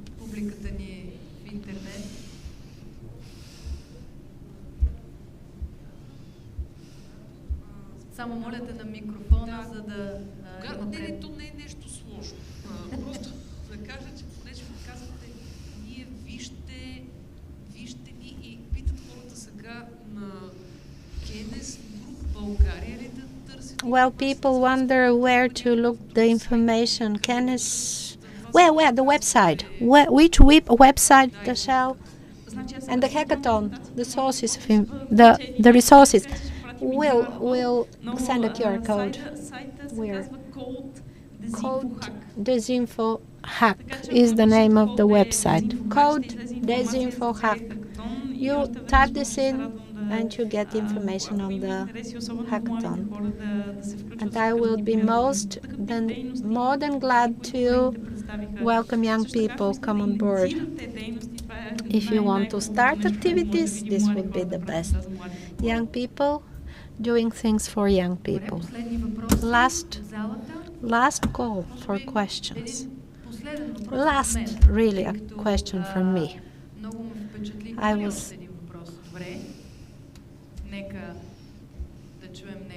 Thank you. Hi, I'm Simona from Romania. Not actually a question, but maybe a comment. I don't know if we have to put the burden and the pressure on young girls not to send pictures online. I know it's the easiest way to make prevention, but I think the real question is to see who holds the power and how to make them accountable for this. Not to victimize and re-victimize the young girls. I think it's important for all of us to understand that they are not the guilty ones for sending them.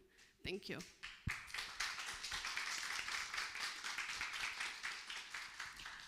Моят въпрос всъщност е свързан с наратива, който е към бежанците. Relates to the narrative of Ukrainian refugees. You quite a lot focused on this in terms of analysis. My question is, where does this narrative stem from? Media, conventional media, titles, or Facebook groups? And during the hackathon, what solutions you found? Because I think that refugees are another vulnerable group from our society that suffer a lot from stereotypes. In the hackathon, we looked at migration, the war in Ukraine. At least 4 or 5 papers were on that. The next panel, actually, this can be a topic for dissertation. We noticed that similar narratives are being spread by politicians. politics through conventional, traditional media, but traditional media are not the main channel.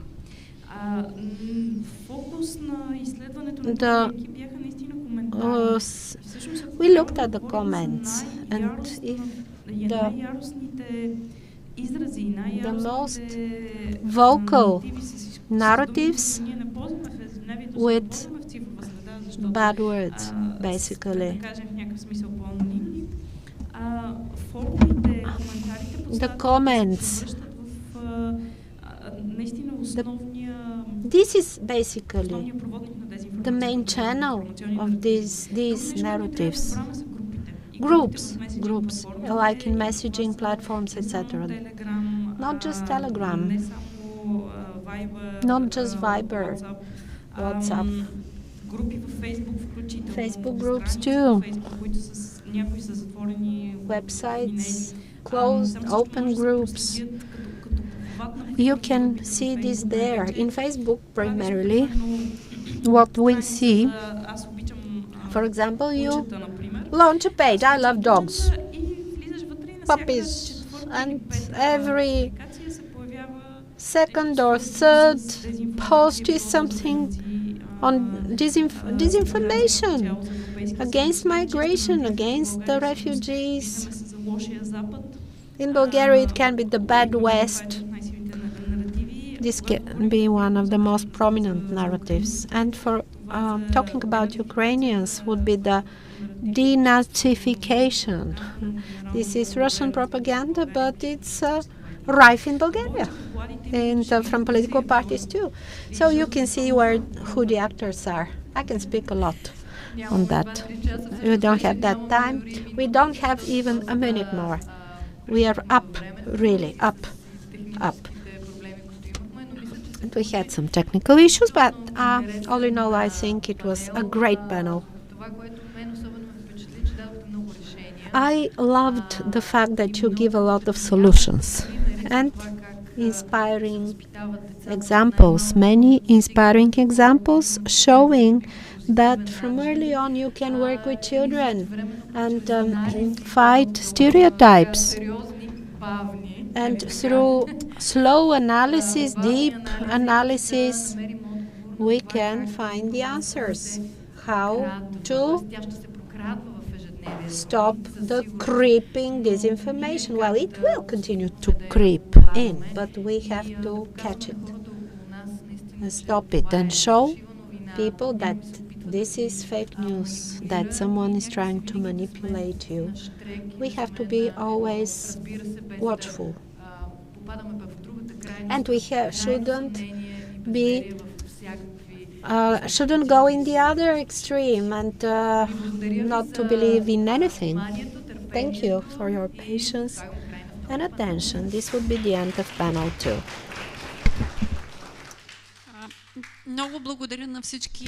Thank you, all the panelists. 1 hour lunch break. Please enjoy the lunch break. For those online, we are having a break. We'll run our beautiful videos, hopefully. Be back in 1 hour. Thank you for your patience.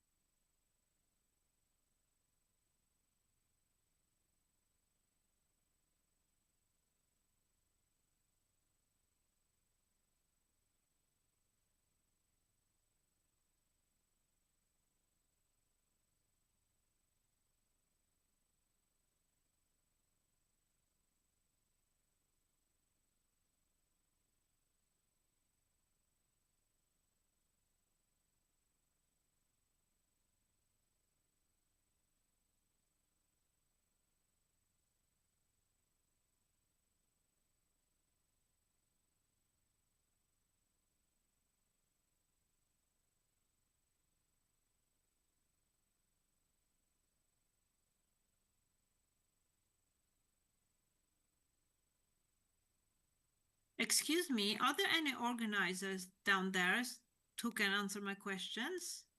Hello? Hello?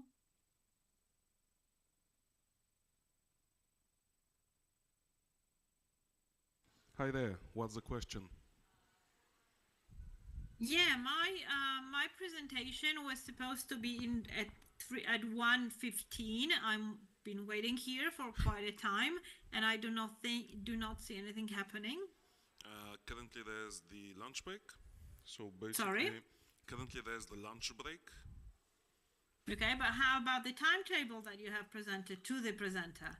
Well, that's not our... Sorry, I can barely hear you. Can you speak up? Yes, I can speak up. Please contact the organizers. We're the technical team. Okay, your technical team. Okay, right. Yeah. Okay, so can I talk to Peppa Peneva? I'll see where she is and I'll get her to you. Okay, great. Fantastic. Thank you. I appreciate that.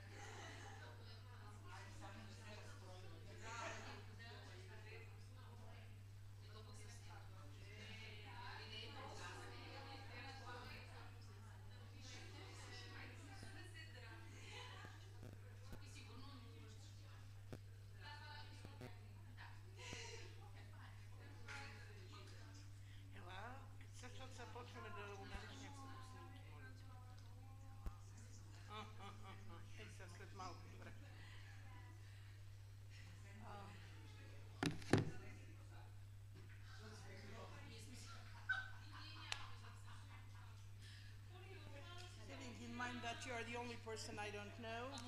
I can imagine you're Camilla. Yes, it's me. Nice to meet you, I'm Radha. Nice to meet you, Radha. The only one Bulgaria?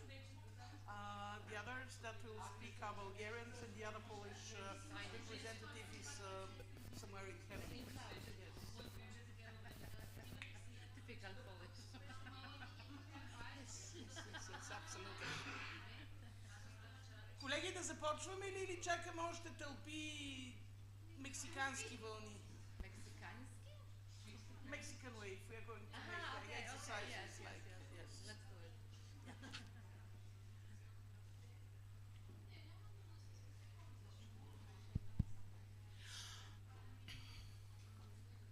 Давай, ще кажеш ли нещо, мила Пепи?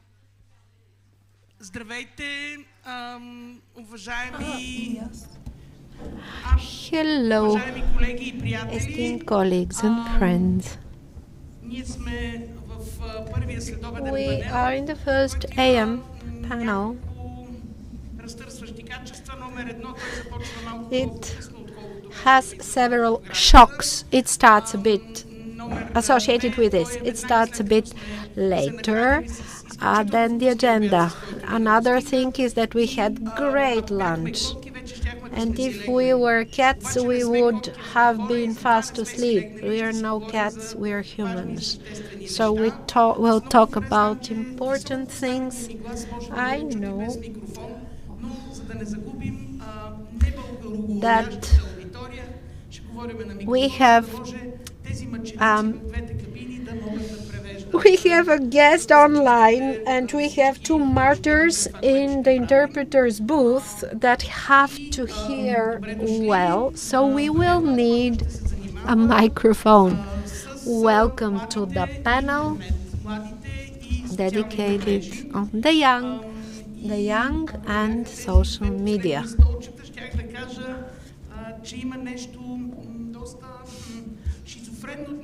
Well, isn't that there's something schizophrenic about this day? It's the day of mental health today. Happy Mental Day. Mental Health Day. So we'll be having not that young people here in the panel that will talk about social media and the young. However, we have younger girls here.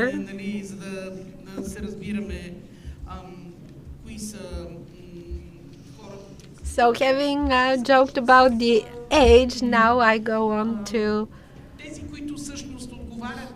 the panelists.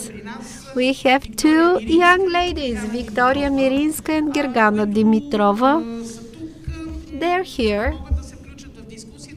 to take part in the discussion after we hear the very emotional presentations.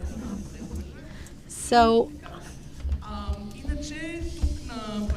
Here, the panel is composed also of some more interesting personalities. So we have to respect our foreigners. We are a tourist country. So first, let me say that we have Kamila Rantevska here. Kamila Rantevska. She's from the Center of Intercultural Initiatives Horizon Association, Poland. And after we introduce the panelists, we'll hear from Poland again, online, from a very interesting speaker, Professor Małgorzata Wojcik, from the University of Social and Humanitarian Studies, Warsaw. And we'll hear later from her. And in the end, there are some people whom I really love. Well, it's sort of nepotism, maybe, in the British Council and the sector, but Jana and Polly, my lovely friends. Jana is executive director of Parents Association, and Polly is the person who really runs the stuff about advocacy and resources at the Bulgarian Family Planning and Sexual Health Association. We have them here. They are behind the stage because they run the things. They represent our organizations. I forgot to introduce myself. Dr. Rada Stamenkova, the most executive director of the Bulgarian Association of Family Planning and Sexual Health. Our organization, and Polis and Yanas and Georgi Elenkov, you may have seen him. He's tall, blonde, and handsome, and he represents the National Network for Children. So all the three organizations run the National Safe Internet Center. So you will hear more on that. But before all those things, we'll hear from Małgorzata. She'll be online. As we said, she's from the Warsaw University on Social and Humanitarian Studies. She will present the Center on Studies of bullying and in schools. Basically, this is a center that works a lot to prevent bullying, harassment, etc. So, over to you.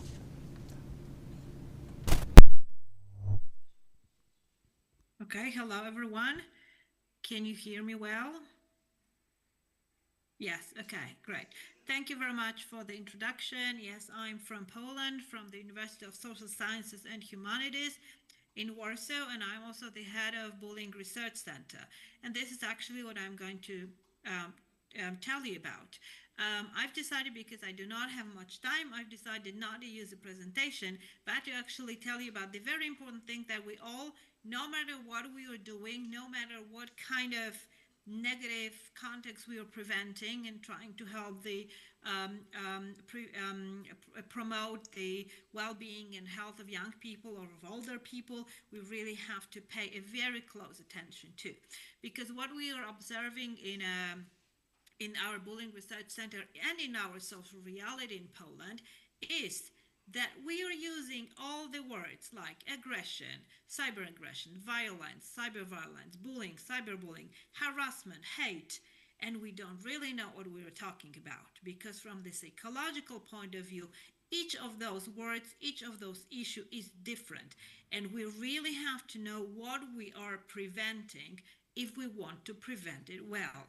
That's what the Court Lewin say. If you want to understand something, you really have to change it.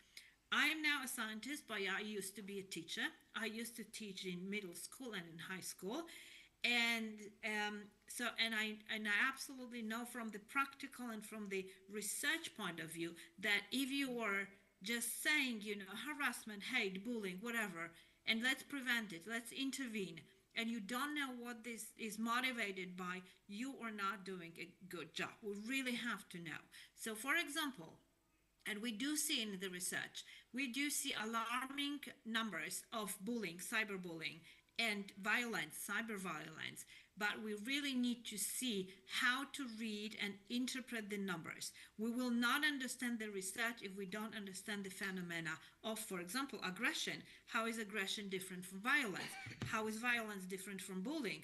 What is hate or what is harassment? You know, they're absolutely different things from the psychological point of view and from the prevention point of view. What I see as very problematic is mixing up those words and notions and using them interchangeably without addressing the underpinning mechanism of phenomena. I will give you examples, don't worry about that. You know, what I especially see and what worries me, it overusing the word hate, you know, without really giving a definition of what it actually is. You know, if I ask you now what hate is, you were using a lot of word hate. What it actually is, what is the context, what is the social network around it, who is the aggressor or who are aggressors, what is his or her relation with the victim. We really need to know that if we want to prevent it.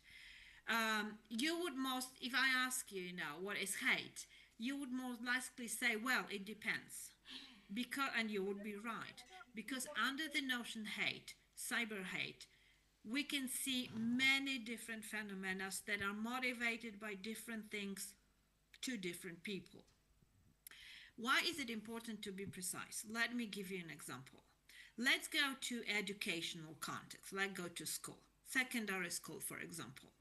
You know very well, in many countries, it's all over the world, the same thing, that young people spend a lot of time online. They're very active online. We do not now actually differentiate online and offline, because online is offline, and offline is very much influenced by what is online. And we do worry about cyber aggression, cyber violence, cyber bullying. A lot of people say we worry about hate. Let us see the difference. And I will show you exactly what is the problem when we're mixing it up. Well, what's aggression? Well, we usually say the aggression behavior, aggression acts, that somebody, you know, is speaking aggressively in an aggressive way. Or somebody is using aggression, pushing somebody, kicking somebody, screaming in somebody. That's the very basic brick, aggression. Then when we add a motivation to hurt somebody, to, you know, make somebody suffer, we would actually say it's a violent behavior.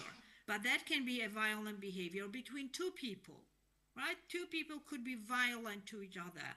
So for example, on a school corridor, somebody is angry at someone and hits him, and there is a quarrel, an argument, there is even a fight between two boys who have a certain conflict. That would be a violent school violence.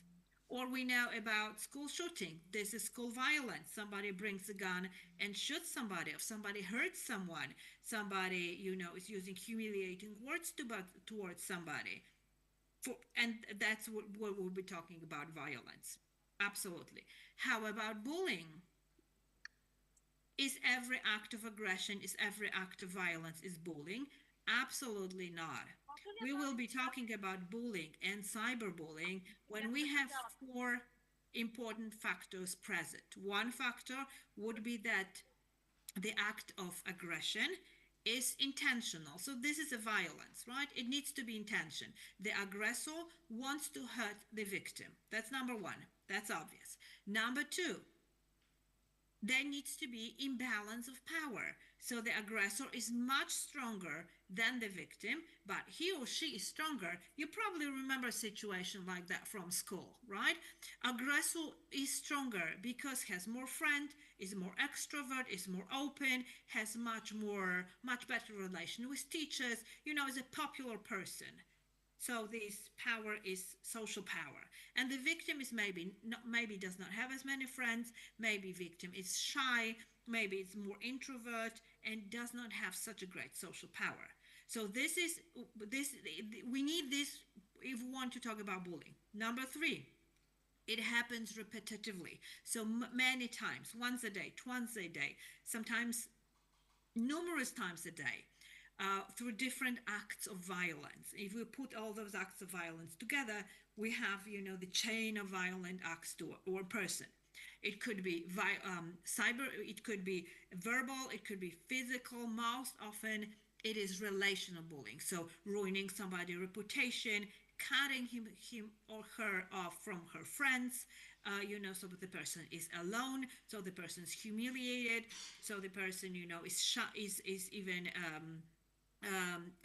doesn't feel good in the group because knows that doesn't have any friend. So that's another thing, right? So it needs to repeat itself several times. Next thing is that it needs to be the most important to understand that phenomena. It needs to be it needs to happen in the school context, in the context of the group, so other people are watching. If aggressor and if two people fight on the school corridor without anybody around it, it will be school violence. But the entire class is watching, and they are deciding, do we want to be on the side of aggressor? Do we want to defend the victim? Who is stronger? Who is better? So the whole class hierarchy is forming. And most often, most of the kids are on the side of aggressor, unfortunately, ignoring the victim, also being violent toward the victim. But this is bullying, and look at the difference. And of course, we have the cyberbullying happening online. But if we talk about bullying, we cannot separate bullying at school and bullying online, because it is one. Right? If the victim is victimized at school, will be victimized online. So it's just a confirmation that you are the victim, that we will bully you, that we don't like you, that you were excluded from class, that nobody wants to be around you. It is one, bullying and cyberbullying, because the aggressor is the same and the group is the same. And now look at our situation. We want to prevent and we want to protect young people from negative things online.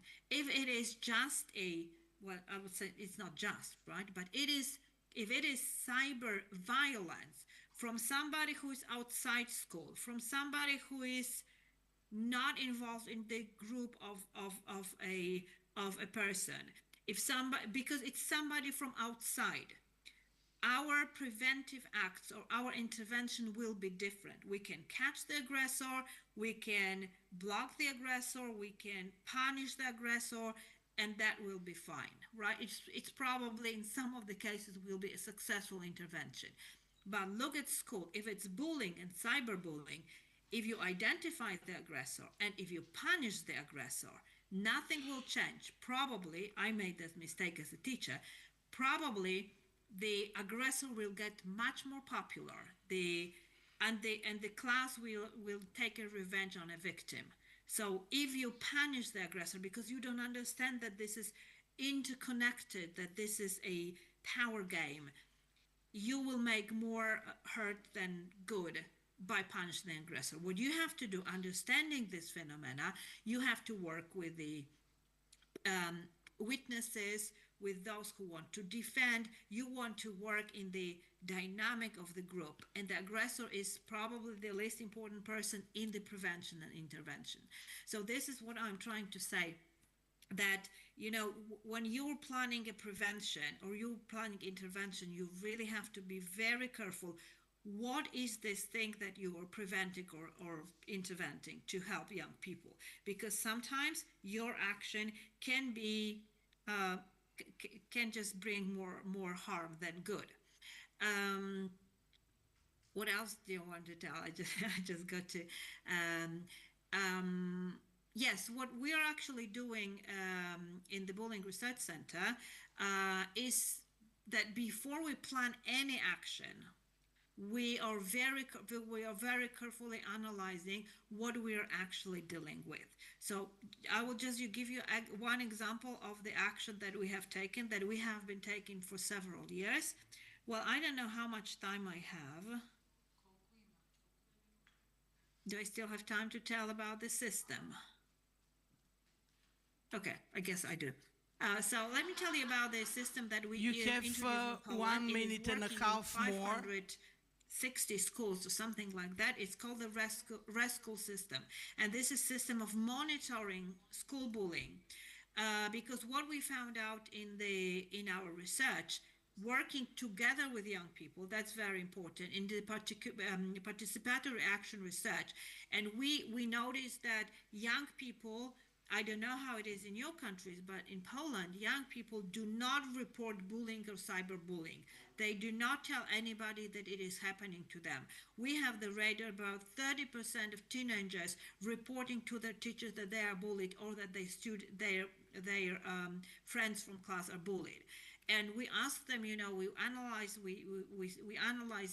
the problem, and we found out together with young people that all we have to do is we have to develop a system that allows them to report bullying anonymously.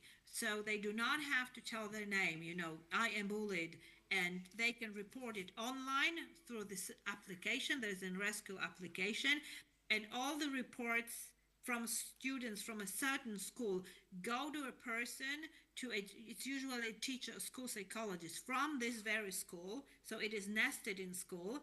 So my reports from that school go to a special teacher from my school who is responsible for RESCUE system, and I can talk to the teacher anonymously still. So the teacher will probably ask me, how often it is happening. Is a cyberbullying involved? Who is doing this to you? How long has that been going on? And the teacher is free to answer those questions. And usually less than 1 minute. Thank you very much for the information. Yes, I'm about to finish. And this is really working. So we see in our RESCUE schools is that if the system is well introduced to the school and students know that they can report bullying and cyberbullying in a very safe way, and they will be helped by a person who is designed to help them in this bullying case, they do report quite a lot of things. And the last thing I want to tell you is that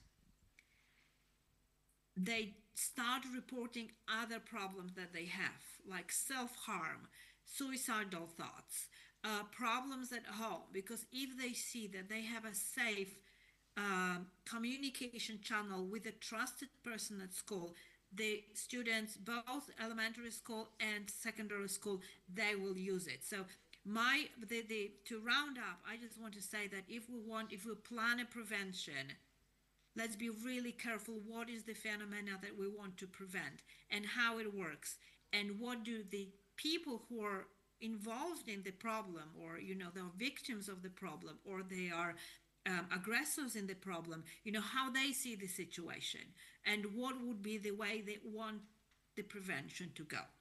So thank you very much. If you have any questions, please contact me or Bullying Research Center at my university. I'll be more than happy to give you the results of our research and present you the system, how it is working in Poland.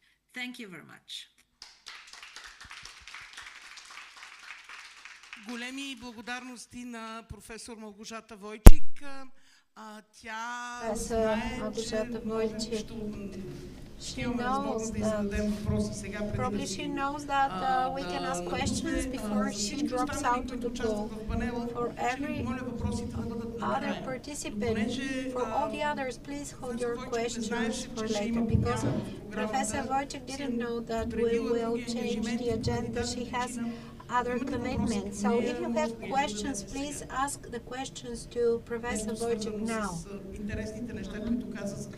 Related to all the interesting things about bullying, etc., what she presented on, the cyberbullying, are basically the two sides of one and the same thing. If you have questions, I know that when we ask, do you have questions for 20 seconds, everyone would be silent and then they would go off. If no questions, I have one to you. Please raise your hand. Those of you who were victims of cyberbullying or who know someone who was.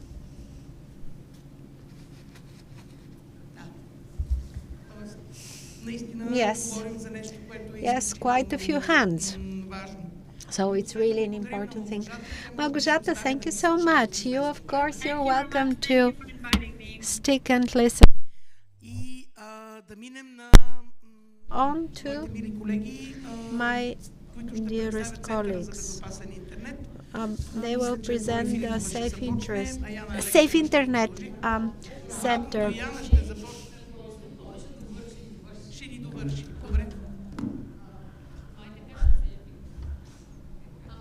Polly and Tiana. So let's wait for the presentation.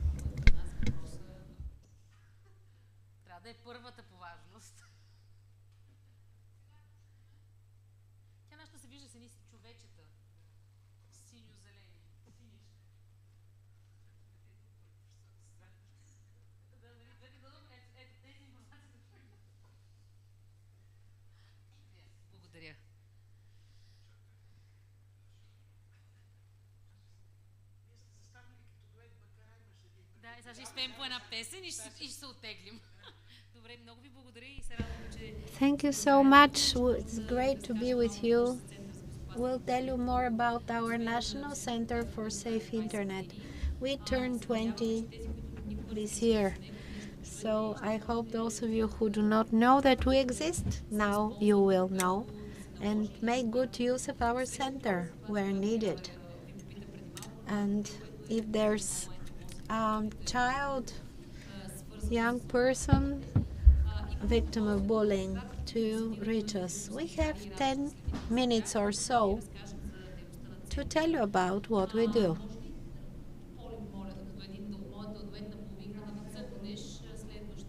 Polly, next slide.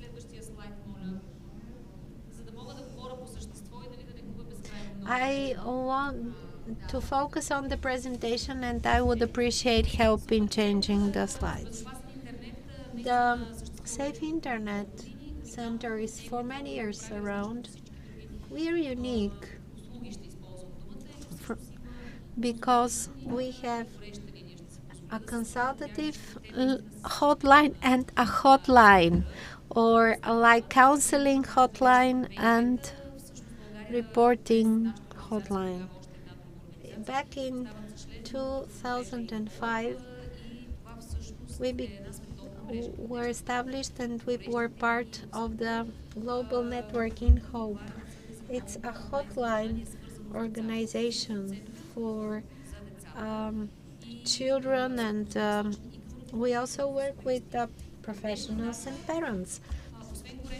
In addition to the hotline, in 2010 we launched a counseling line. We have psychologists there to provide counseling, and they are not just psychologists, they know the technology. They know where children navigate. They are up to date with all new developments, new risks, new challenges for children. And I try to be apace, but I lag behind the children. However, this is not the case with the teams that are there at that line, counseling line. The hotline, you can visit our website. It's not really a hotline. It's instead online sample form. It's a form online. You can use it to report something that is illegal or troubling on the internet. Some time ago, we had a tip that there was a game that promotes anorexia and also or suicide even. So if we come across something really troubling, we can report it through this form. We work with the Cyber Crime Directorate in police, and they treat us as priority. For many years now, the center is much bigger.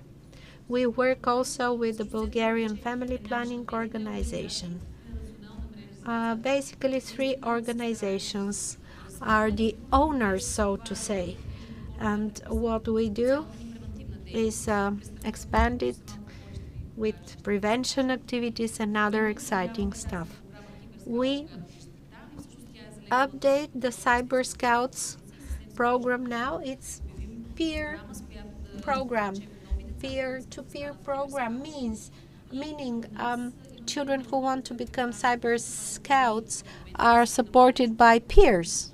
And we have 10 young people who counsel us, who keep us current, because we are not always on the edge of advanced technologies.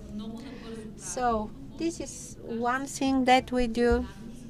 Let's show some data. We're very happy with this, to show this slide, because we are a civil society organization. We are very hardworking, and we are too critical with respect to our work. We think that little has changed. However, you can see how many things we've achieved. For example, we've trained more than 63,000 children, parents, young people. So we are online. We are the only channel available.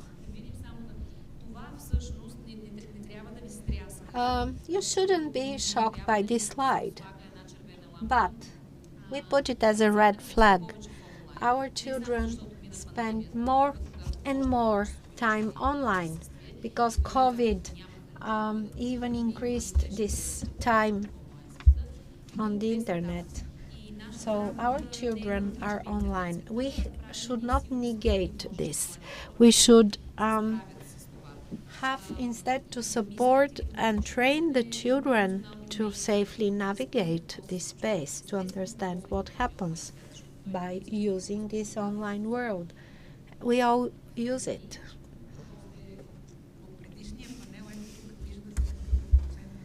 You can see we have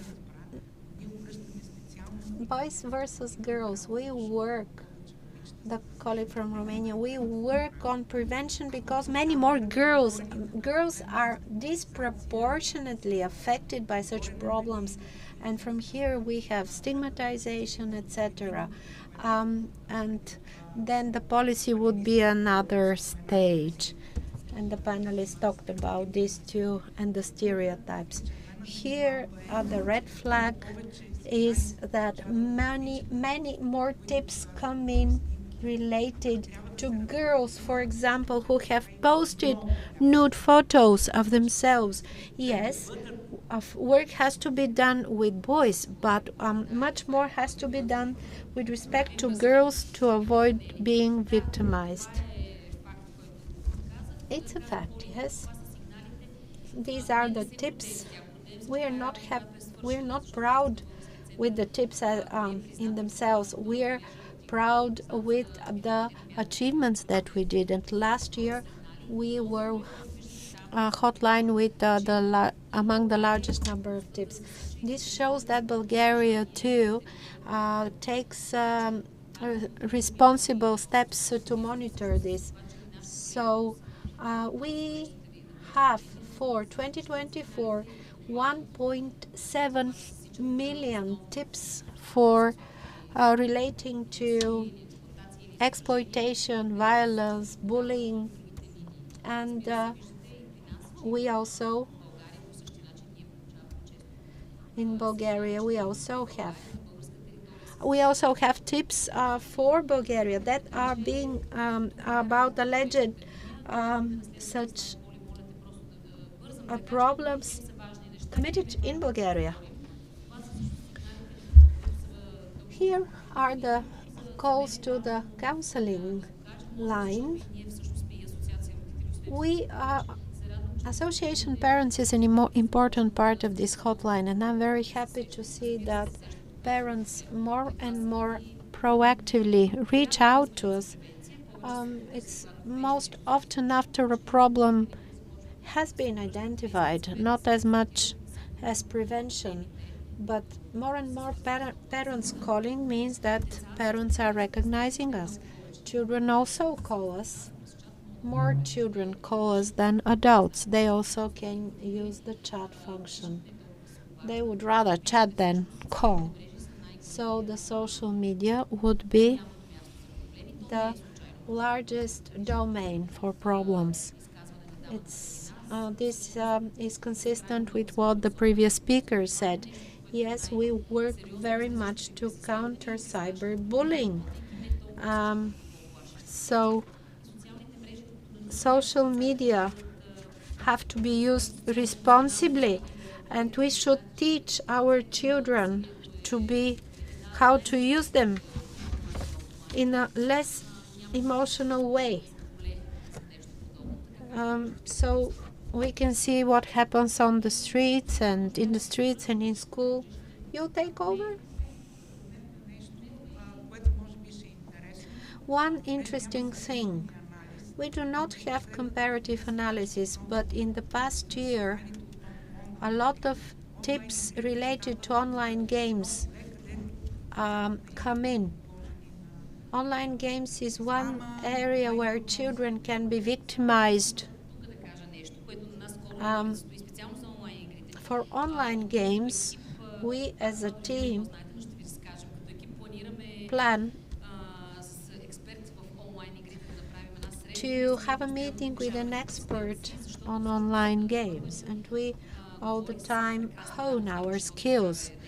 We have this great lady, we'll be working more with her. The online games by themselves are not a problem. The problem is, again, the way they communicate.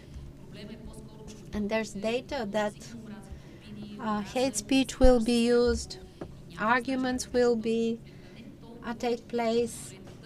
It's not the problem that our kids play those games.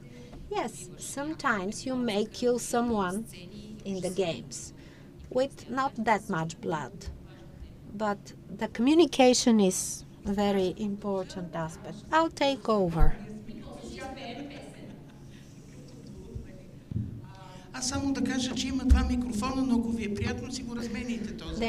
There's an extra microphone, but you can use one if you're happy with this. You put up great show, so I will tell you about some exciting methods for prevention that we use.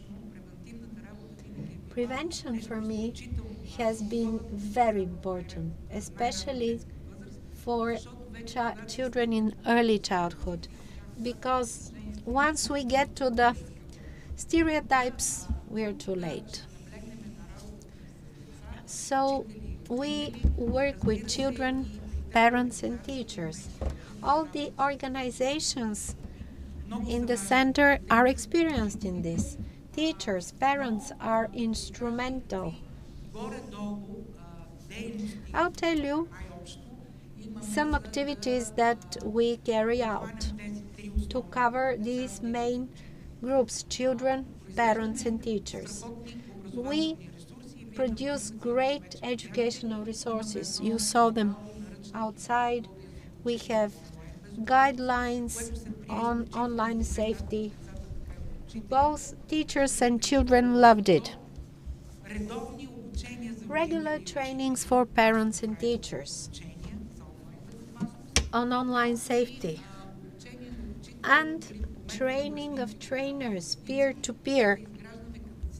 Peers train peers. Young people teaching other young people. This has been said many times. We have to have both digital and analog people included. We have to take into account what young people tell to their younger peers about the risks on the internet. We also have youth campaigns nationwide, counseling, trainings, discussions with stakeholders. More on that later.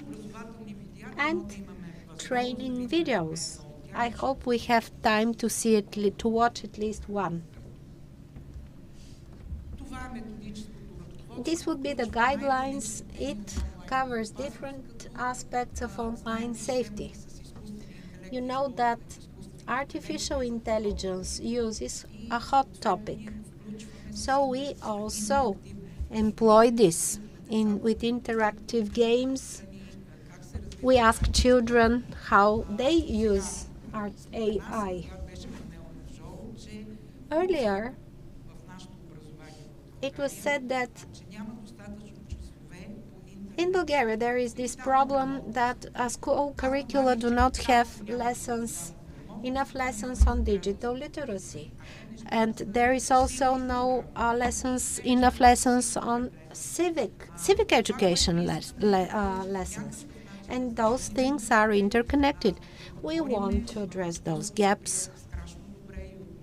And we have proposals that were welcomed by the Ministry of Education in order to introduce this interactive model in the classroom.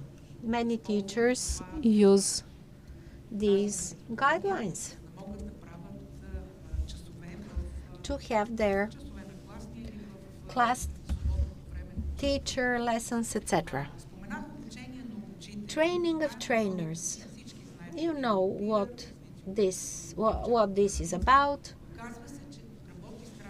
It works absolutely great. In the last year, we have 91 trained young people in more than 17 schools across this country. Those children did wonders. Only one training with only 3 trainers reached out to 150 children. So these 91 trained young people with their campaigns and with education lectures reached out more than 2,000 children. This is the most efficient and effective method. We highly recommend it. It's the snowball effect for empowerment. And we talk about children aged 15, 17. So these young people go in the classroom and teach the others. You saw these are like gifts, promotional items. There are board games, there are different instruments with important messages that were formulated by the children. The idea is to provoke thinking and to prompt their younger peers to think. Cards, play cards, they are outside. They are a great method.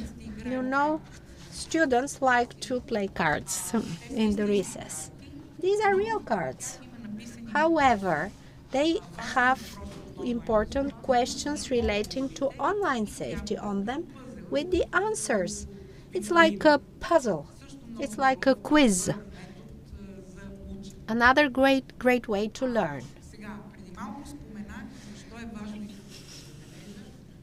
I said how important it is to bring together different groups of stakeholders and discuss online safety. So we have meetings with NGOs, media people, different networks, businesses. You may be surprised, but really many people underestimate the risk of having their children spending a lot of time on the internet. And all the time we use a positive discourse because internet is something that is here to stay, and we use it. But we have to take into account the risks too. And in order to finish off, this is one of the best things that we did last year, again with young people, 3 videos. You may say, oh yeah, a lot of videos are being produced. Students from new Bulgarian universities made those videos, and they are based on facts, on true events, tips on the hotline, stories you must hear. And if we have time, we will run only one such video. And you can find more of the videos on the website. So what there is are English subtitles.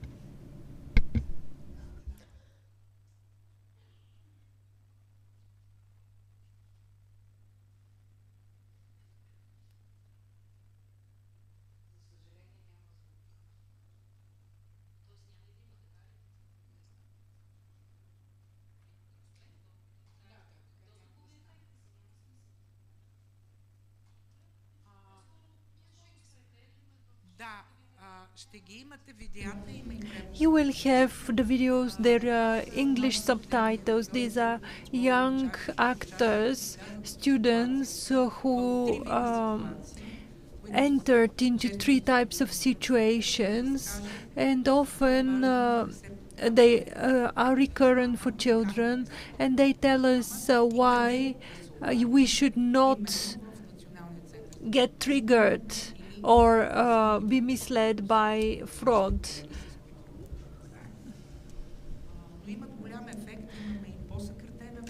So we have longer videos and shorter videos, and you can watch them. They are available in our YouTube channel and on our website. This is what we wanted to share with you.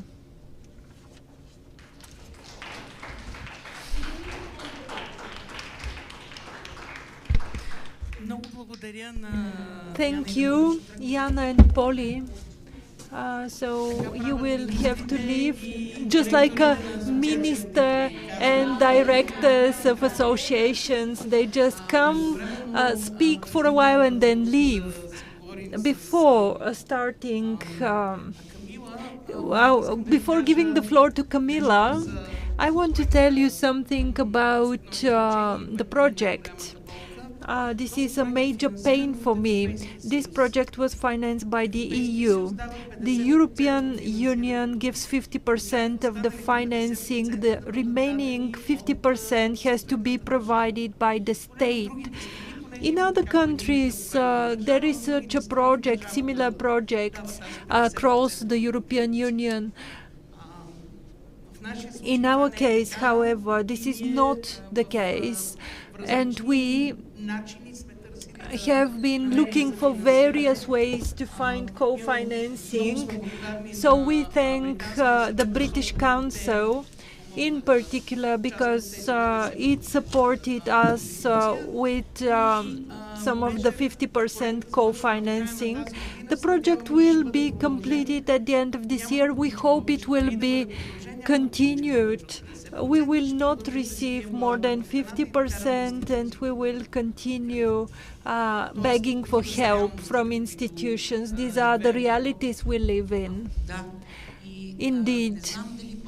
I don't know whether people from other countries here are aware. There are such centers in other countries. In Bulgaria we have 1, in Germany there are 4, and in other countries these centers are co-financed by the state, but we in Bulgaria do not receive the support of the government, of the state, so we rely on the businesses, on the British Council, on other sponsors.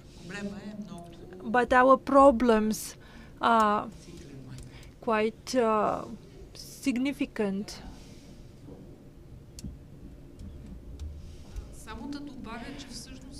Just to add that this is happening with excellent cooperation. So we are not real sponsors, rather we are partners. I want to thank you because everything has been very meaningful, and you are doing those things anyway. We just build upon. I hate the word sponsorship. We are not in a weightlifting competition, but no, I'm speaking from a conceptual perspective. I provide also information to online participants, and I shared the videos in Bulgarian in our chat box. So please, you can consult our Bulgarian and English language manuals on how to organize. They are available on your website. Polly showed it on the slides of our presentation. We have it on our website, and we have it on the National Center website. Now we give the floor to Camila from the Center of Intercultural Initiative Horizon Association. She will tell us about the campaign Body Liberation. I don't understand what you said. But yeah, my name is Camila, this I understood. And well, it was so interesting. It's a queen name. Well, I was first. Before the queen, not before her. But what I want to say that I forgot why I'm here. It was super interesting to hear all of you also and questions. But yes, I'm here today to talk about body liberation in Europe. And this is like self-organizing community and movement that is quite new. Body liberation in states started in 60s, last century. And now we are starting in Europe. So I think I need the thingy and know how to use it. It should work, no? Yes. Oh, it's good. Oh, better finger. Okay. All right, so shortly my presentation will be about what is body shaming, because we'll talk here about body liberation, so we'll go to the aspects of body, about body liberation network, micro-learning methodology, and networking that I would like you to be part of it. So first of all, we would like to challenge body discrimination. Like body liberation movement, it's all about anti-discrimination of all the issues related to weight, shape, size of the body, but also its abilities. And according to NAFA, which is states organization, 1/3 of the world's population is obese. That's of course about the developed countries, but it's still a huge, huge part of all the people in the world. And whatever we think and however controversial is not being fat or not, we cannot say that the issue doesn't exist. So despite numbers, people in larger bodies still face marginalization, discrimination, and fat phobia, size bias are deeply rooted in our cultures. Body shaming, we've got really important for Polish society and especially young people research, which is Young Minds, and explore the mental health of young people and identified body shaming. The research shows that body shaming can lead to serious psychological consequences.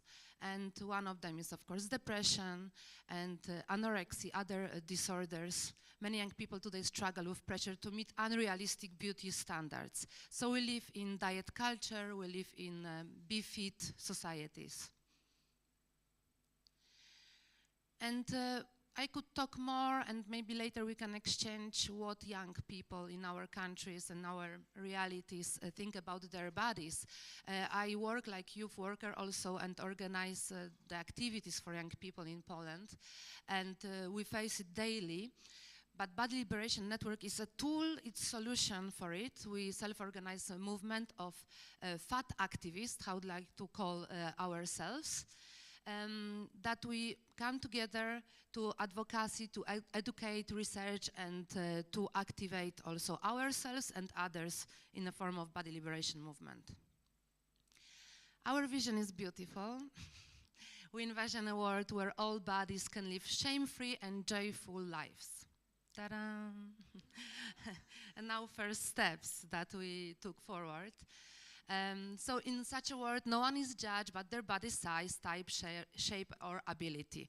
Why we focused on it? Because it wasn't exist before, all right? Like the other characteristics, of course, they are, for example, in youth work agenda, we can write applications and build our new projects on other characteristics like religion, cultural background, economical state, but it was never so much about the appearance. And today's, it's the biggest issue of bullying too.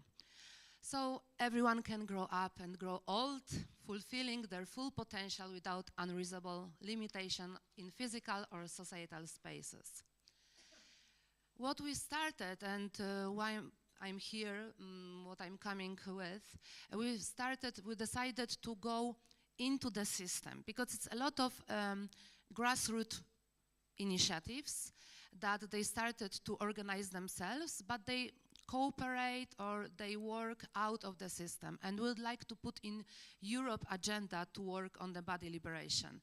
And we applied with different European educational and cultural grounds. And we've started with few projects already. And one of them is micro-learning for body liberation. That's a strategy partnership in Erasmus+. It's already 1 year that we've started last year in Latvia.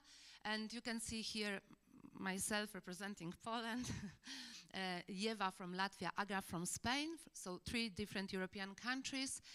That we gather together to decide what we can do, what can be first steps. We are starting in the beginning. We've got some knowledge, more than 20 years each of us in European projects. And we decided, okay, let's be focused on young people that we work with usually, and with micro-learning methodology. Micro-learning methodology is, the most important thing is that we give just one piece of information at once. So nowadays, people like scroll every information, and it's easier just to give one piece of some information that probably it will stay with someone better than make a lot of information and no one will even go to the end. Then we decided to make website for body liberation, educational online content, online campaign that now is finishing, and local events for dissemination. And everything to foster awareness and grow inclusive practices.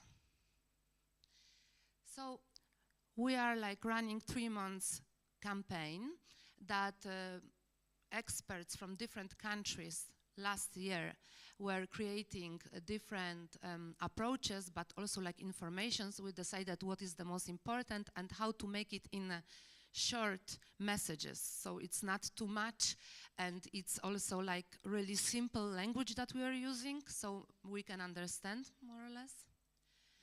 And also we were having information like where to report if something happened to you, where to find some supporting group, how to find more information, and all those things in a form of funny, very short videos that young people helped us to create. So they are like created by young people, by volunteers, by students, and they helped us to show by their eyes what can be interesting for other young people. They were like tips of how to address these topics, or where to look for help, and podcast episodes, like we can talk already with fat activists, with some people that they are already in the movement, or they started in different countries, they didn't know about existence of other ones, so we've got some influencers there, some podcasters, but also activists, and we all of that can find in this campaign. Also on the website that I would like to invite you later on to go and check, because all the educational materials we've got there, but also we can network there. And the most important, from my point of view, of our results, it's manual, which is of course free to use. And we've got here like activities that we can use on social media and in a classroom and during training courses with young people, but also for teachers and with groups like supporting groups that we can start with body liberation topics here. We've got like around 20 activities, we've got definitions and some good examples. You've got QR code here, so if you will scan, then you've got this free manual, website, and you can check. And also we'd like to invite you to be part of our newsletter, because it's not just about body liberation, about all of the inclusion. And if you've got, like already I heard so many good examples and solutions actually that can help.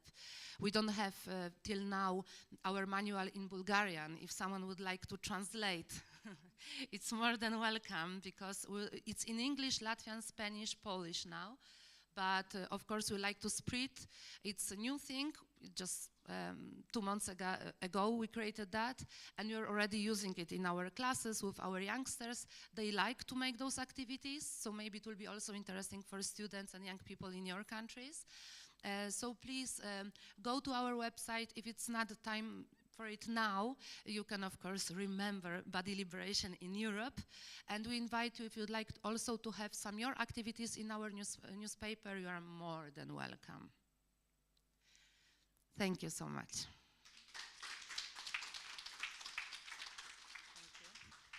Много благодаря на Камила за много интересната презентация. It was a great presentation. Тогава, когато каза за смешни видеа, се сетих за един смешен фрагмент, който винаги много ми е харесвал, когато става дума за body shaming. То е How to get a beach body. Step 1, have a body. Step 2, go to the beach. И наистина нещата стоят по този начин. И след като вие интересни и търпеливи хора преминахте и през трите панела, сега идва момента, в който можете да зададете своите въпроси. So now you will be rewarded by the chance to ask questions. В този момент искам да помоля Виктория и Гергана да кажат няколко думи за себе си. Let the young ladies tell us briefly about yourselves. Why? What brings you here? You can talk about whatever you want, even about your pets. Feel comfortable.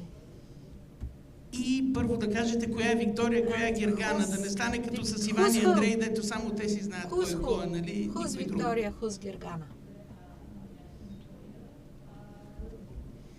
А тя е Гергана сигурно, нали? Познах.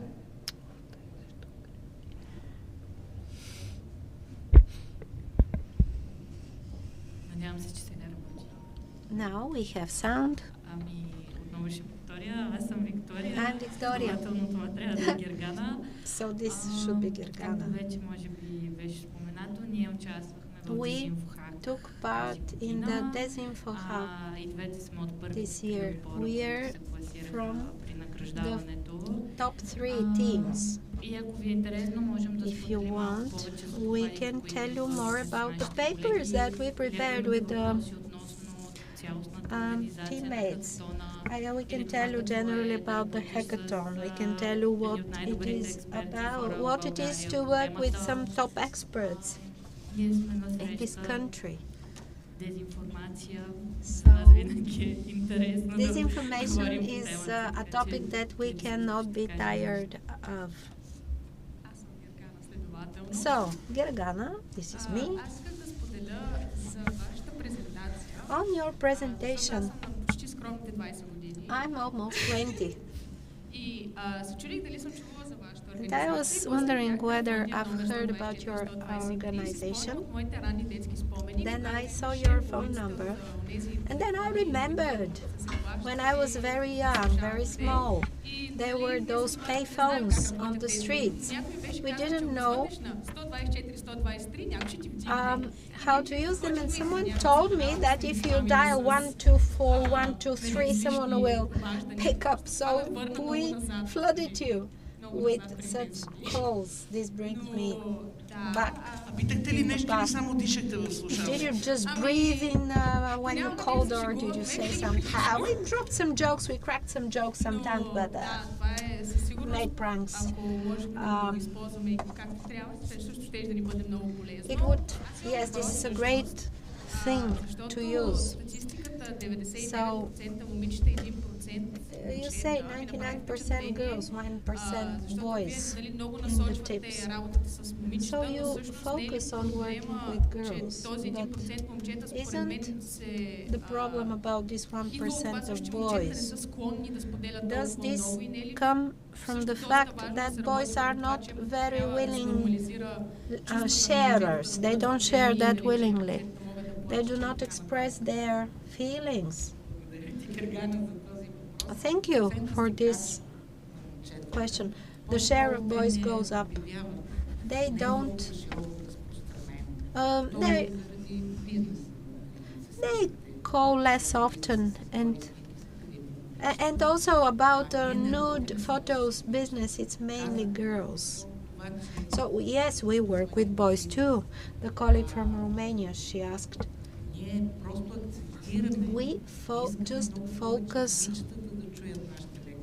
We want more girls to hear us out, but this does not mean that we do not work with boys. We always work in mixed groups for health, culture, education, safe internet. We want and do mixed groups. So, in connection with this project, we also identified the following. We have to work with children, with vulnerable groups, meaning some remote, smaller locations. So in the campaigns, we would include children from minorities because they not only are subject to a lot of bullying and pressure, they don't know how to navigate this. Their parents too do not have the digital skills to help them, whereas the schools in bigger towns, elite schools, parents really are more involved, more knowledgeable. They may cut the access to some sites for their children, and the children from vulnerable groups need more our help, more focused help. Back to your question. We work in mixed groups, boys and girls, which is a good thing. But these would be the numbers. Mostly girls have nude photos. Yeah, you're right that boys do not willingly share. But I don't want to label stereotypes by gender. I hate this book, Men are from Mars, Women are from Venus, because we are all from Earth, after all. But it's a fact that men get more often heart attacks because they hold things inside. They keep them. So Polly, because game-based bullying goes up, and from there the number of boys bullied goes up too, because mostly boys play those games. Questions?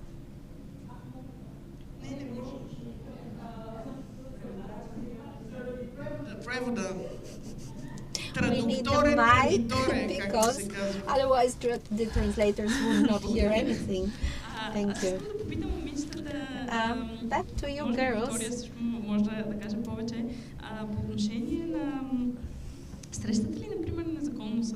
Do you come across illegal content like disinformation narratives? Have you come across bullying, illegal content? Have you come across visual disinformation narratives, or rather text disinformation narratives? Visual versus text. Thank you for this question. Темата, с която моя екип се занимава, беше свързана с войната в Украйна, worked on the topic, the war in Ukraine. You know, it's for a third year raging. And in Bulgaria, this is a more sensitive topic because of political moods, historical reasons. And the narratives directly on this topic are too many, in my opinion. We singled out more than 70. I'm sure that are more new, emerging maybe every month new ones come out. So despite the fact that many of those are not specifically intended for Bulgaria, we found them in other countries as well, Western European countries, and also the rhetoric that comes with those. So, therefore, the topic of our paper was dehumanization of Ukrainian people was related to hate speech, which was the main channel for these narratives. The second largest bulk was direct appeals to aggression, incitement to aggression, texts. And in some channels emerging in social media, Telegram, one of them.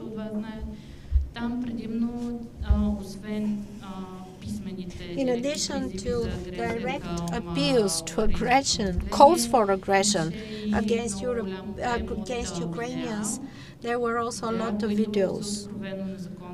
Illegal, clearly illegal, because they featured killings, photographic material. So I can say that there are all kinds of disinformation narratives around.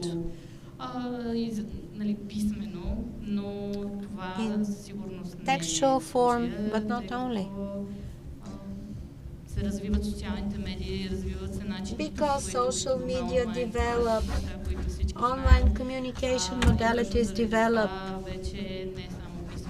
and therefore we see not just text but also graphic images, audio, recordings even are used for disinformation. My friend can also say more on that.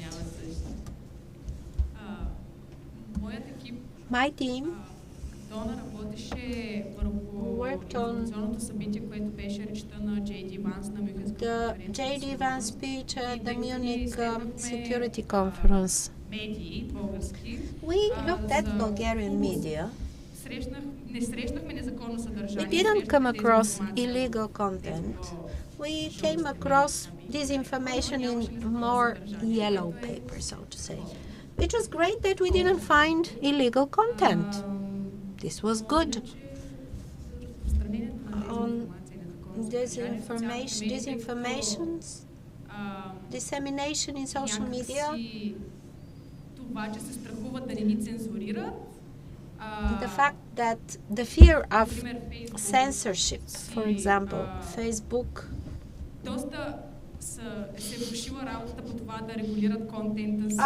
have become much worse on regulating, curating their content. My cousin put a profile of Hitler, and I reported it like 5 times before Facebook said to me, yes, we will keep it.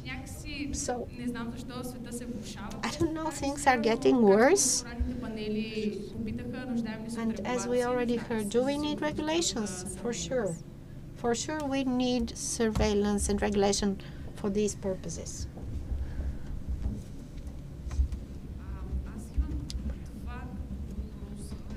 So, 2 questions maybe.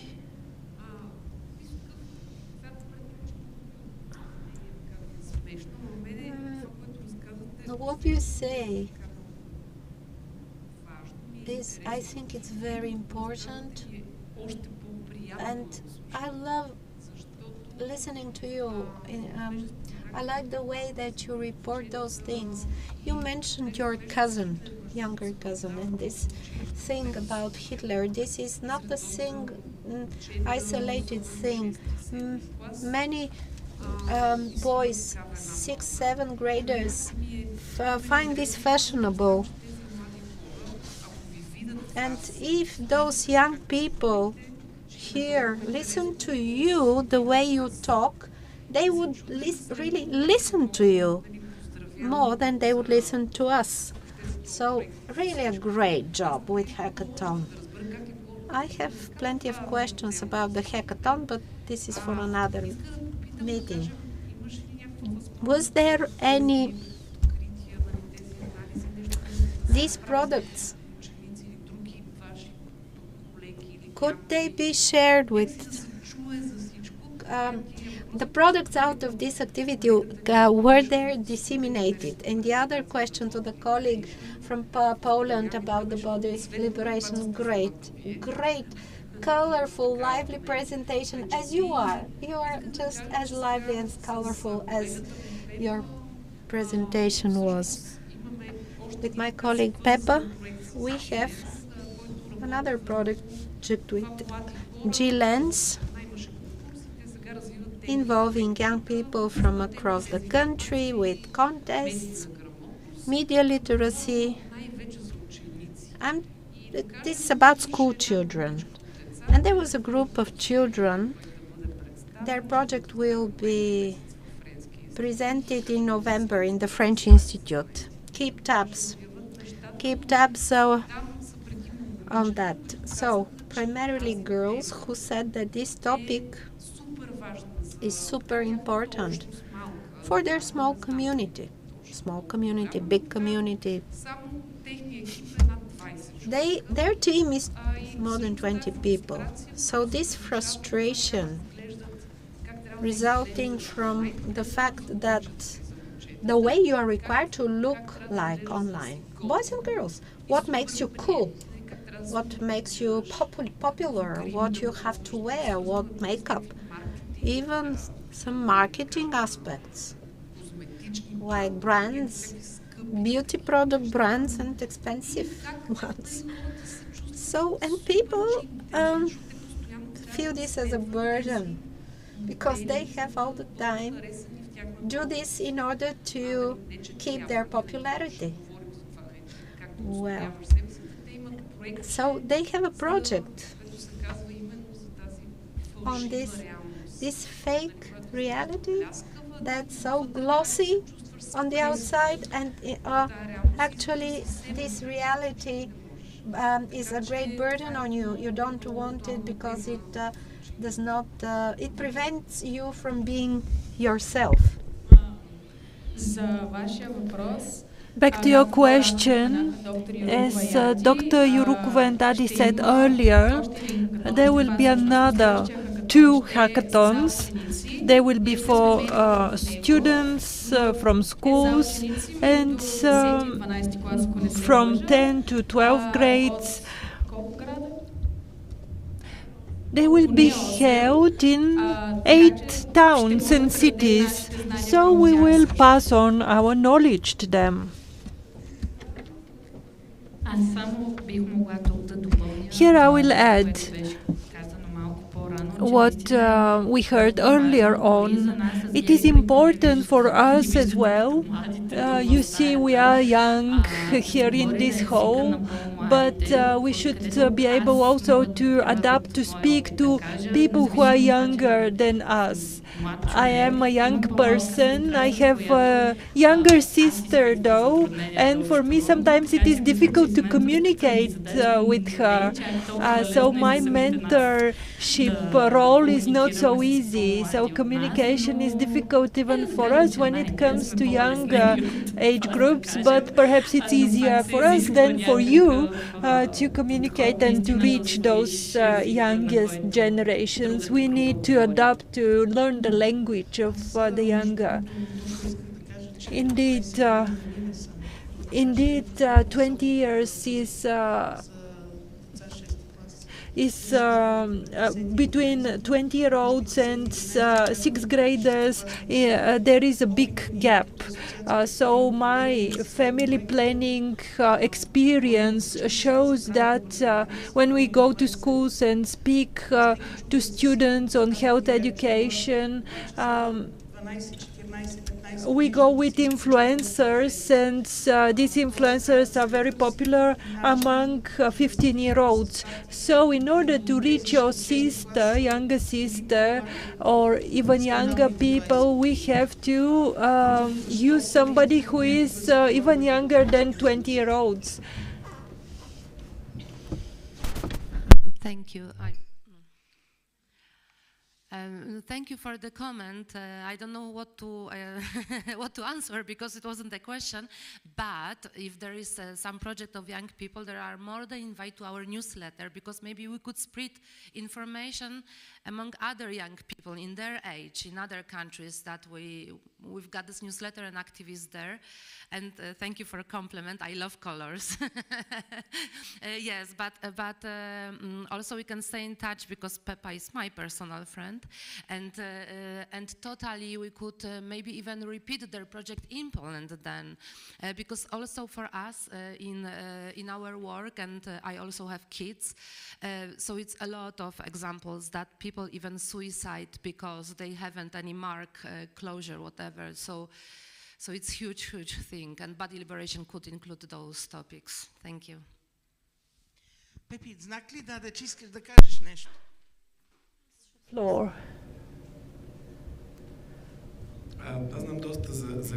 I know a lot about this line. I know you do a lot of things. The statistics were striking. Does the state do something about this hotline? This is from the Bulgarian Youth Red Cross. He didn't introduce himself because he thinks he's very famous. The British Council, can it resume the idea again, or support the idea? We are lobbying for that. And back to your question, the state still doesn't do anything. I want to intervene here. In December, under the GLANS project, we conducted a study. We had focus groups with experts, and we found what the girls said. In Telegram, in particular, there is a large number of groups of young men, of men,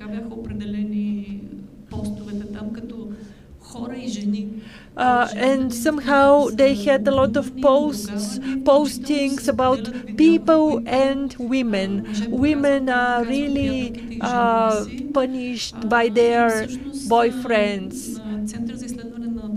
They criticized the Center for Study of Democracy, commented that many times they have been trying to discuss the issue with the state.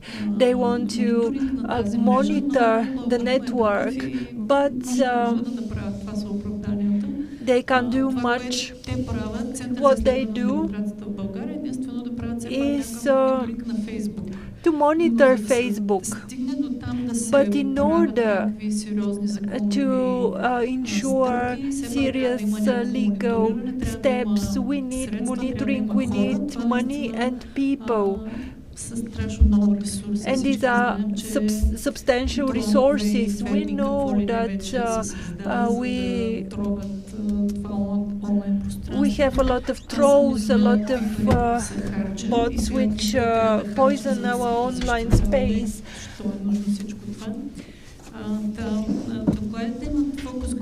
Our reports from the focus groups are available on the link where we publish everything from the project. Later, under this project, we met 150 young people from the country. I was amazed, and people from the Red Cross should also be aware about it. In Varna, we were told that there is a group of 14 to 15-year-olds. Everybody is there, no matter where they study, they communicate with each other. And when a guy has an affair with a girl, everybody knows in that group. So everything, there is no privacy, and this puts pressure on the young children. On the other hand, they cannot withdraw from this network because they have to be part of this group. They have to follow. And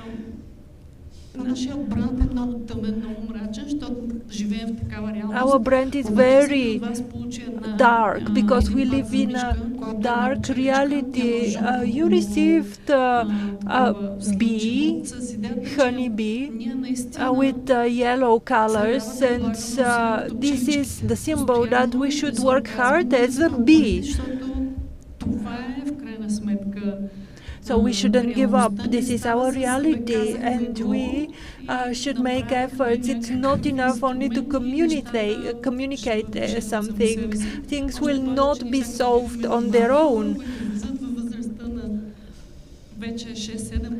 We have 6 and 7-year-olds with smartphones in their hands. We should work consistently with them. I want to thank all of you who work on the ground. For me, it was a real pleasure and honor to experience this energy. We will share it with the schools we work with. So we should continue this effort, and we should include it in the curriculum. I am in favor of that. So this is some advertising for our project. We carried out interesting research. We continue and we create art products. Young people create theater and other performances projects. Outside there is an excellent exhibition of articles written by young people on disinformation, including the body liberation topic, how it is perceived in the social media. So we work in the field of digital literacy. Young people are very vulnerable, and we should think about it as well. Camila wanted to say something. Yes, like all our issues that we were talking before, and like I was all the time thinking when you were telling about how your center works and about hackathon. Of course, the main result that I will take from today's presentation. But what I want to ask, that if you do have some workshops, projects, whatever, for young, not only young, but for people to recognize if they are aggressors, like, you know, how to know that I am troll, or how to know that I am this aggressor, you know, like, because sometimes we think it's dark, they are those people that they harass or whatever, but at least I don't know, like around me in our youth work, any workshop, and for example, with small kids, parents talk, no, this is bad, this is good, but later it's confusing, no, like we socialize, and actually we don't know even that maybe when I said something about someone's appearance in some way, it's already hate speech, well, maybe not, but you know, do you have some examples, like did you do some workshops like that, not just to help victims, super important, of course, but you know, like how to recognize, identify myself. Am I already aggressor, or this comment is too much? You know, did you have something like that? Psychologists, experts, Bulgarian people, like, oh, Italian professor.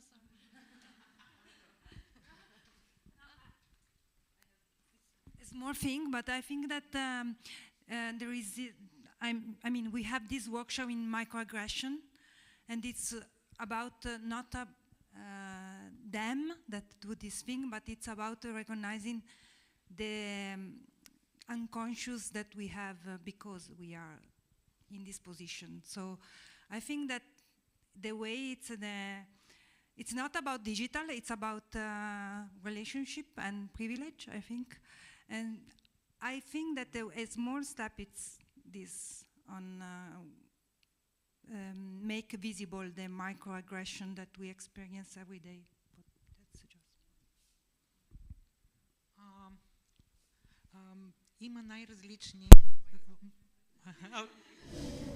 There are various.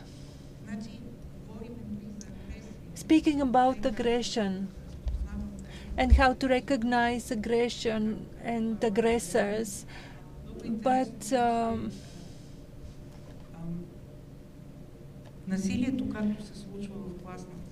often bullying in the classroom is translated to the online space. We have a lot of role plays where our children recognize who is guilty, how to respond, and where it all started. If somebody sends an aggressive email, or no, sorry, not an email, but a message in a group. If somebody attacks somebody, a classmate in a group. So we included such role play in our manual so that children can play such role plays and recognize aggression online, and not only physical aggression in the classroom, because the psychological pressure in the social media can have serious impact on them. But with discussions, role plays, we try to teach them how to respond, how to recognize aggression.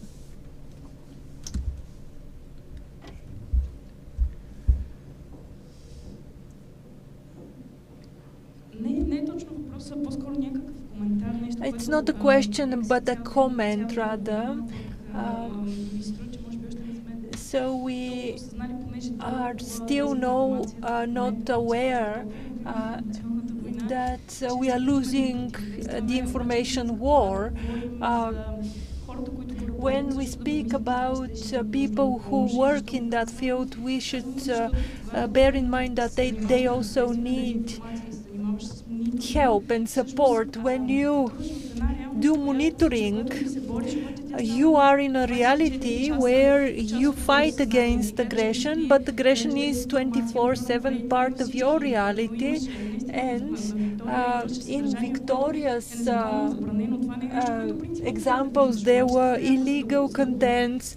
Of course, you cannot, in order to remove it, you have to see it.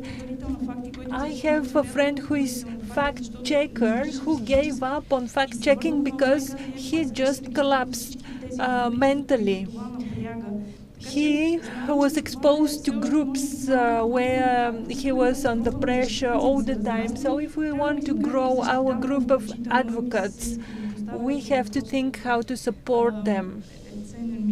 And I think this idea is very valuable for our community. I am really impressed by this discussion. Do you want to say something, to add something?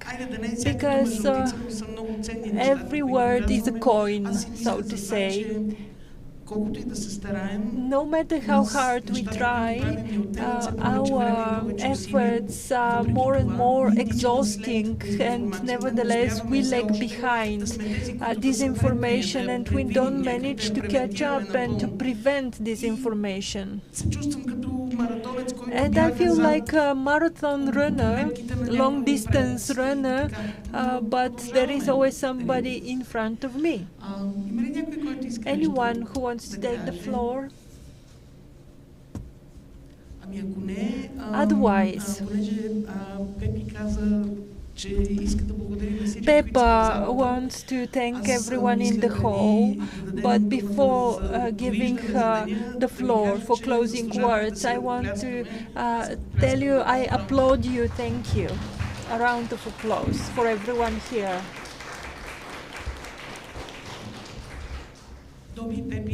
Dobby and Peppy. And the panelists, of course, if they want to share something. Thank you, everyone, for spending this day with us to discuss those important topics. Thank you. I want to thank all others who are outside in the exhibition.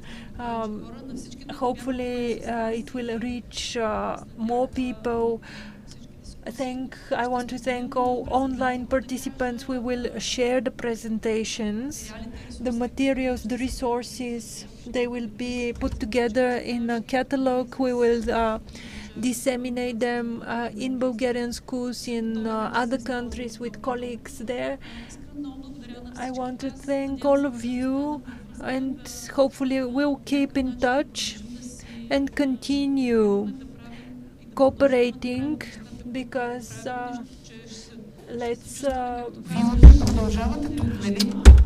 you continue tomorrow. Yes, we continue with the workshop for young people, and we continue with interesting tools and instruments. I know I met an old friend from Cyprus, Stylo, and it's a small world. Our meeting today is meant to create a network, especially with you here and our online participants. You are very much welcome in our network. We have many participants online. Follow us on social media. We have a page on online, and also the British Council provides information about next events. In February we are going to have a major exhibition. What should happen next? The next conference will be in Romania. Our colleagues from Romania will focus on education. Afterwards, Cyprus will discuss the NGO sector, and in March is the closing conference in Poland. Hopefully everything we have done for the past 2 years, we have learned for the past 2 years, and we have gathered in terms of expertise will be shared, and we will continue hopefully working together. So our project means networks which will be sustainable in time. They will support, they will create an inclusive society for women, inclusive for women, but not only for women. Hopefully our GLANS network will survive and thrive. Please follow the GLANS hashtag. Hopefully we'll have more and more supporters, followers. This is the key. We have to ensure safe internet for children, but for adults as well. It's a very important topic. I want to thank our sponsors, the European Commission and its program, the British Council in Bulgaria. Your support is valuable, and especially thanks to you, this event has become possible through the contact network. I want to thank Sofia municipality for the support for this premise, for the hall, and for all of you who are here with us.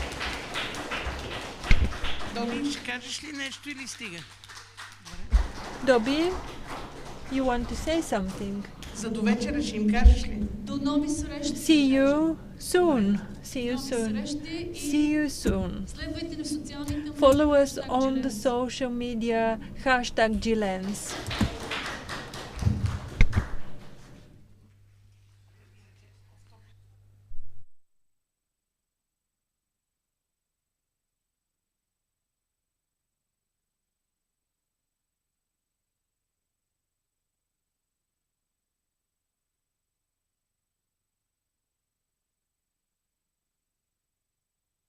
Recording stopped.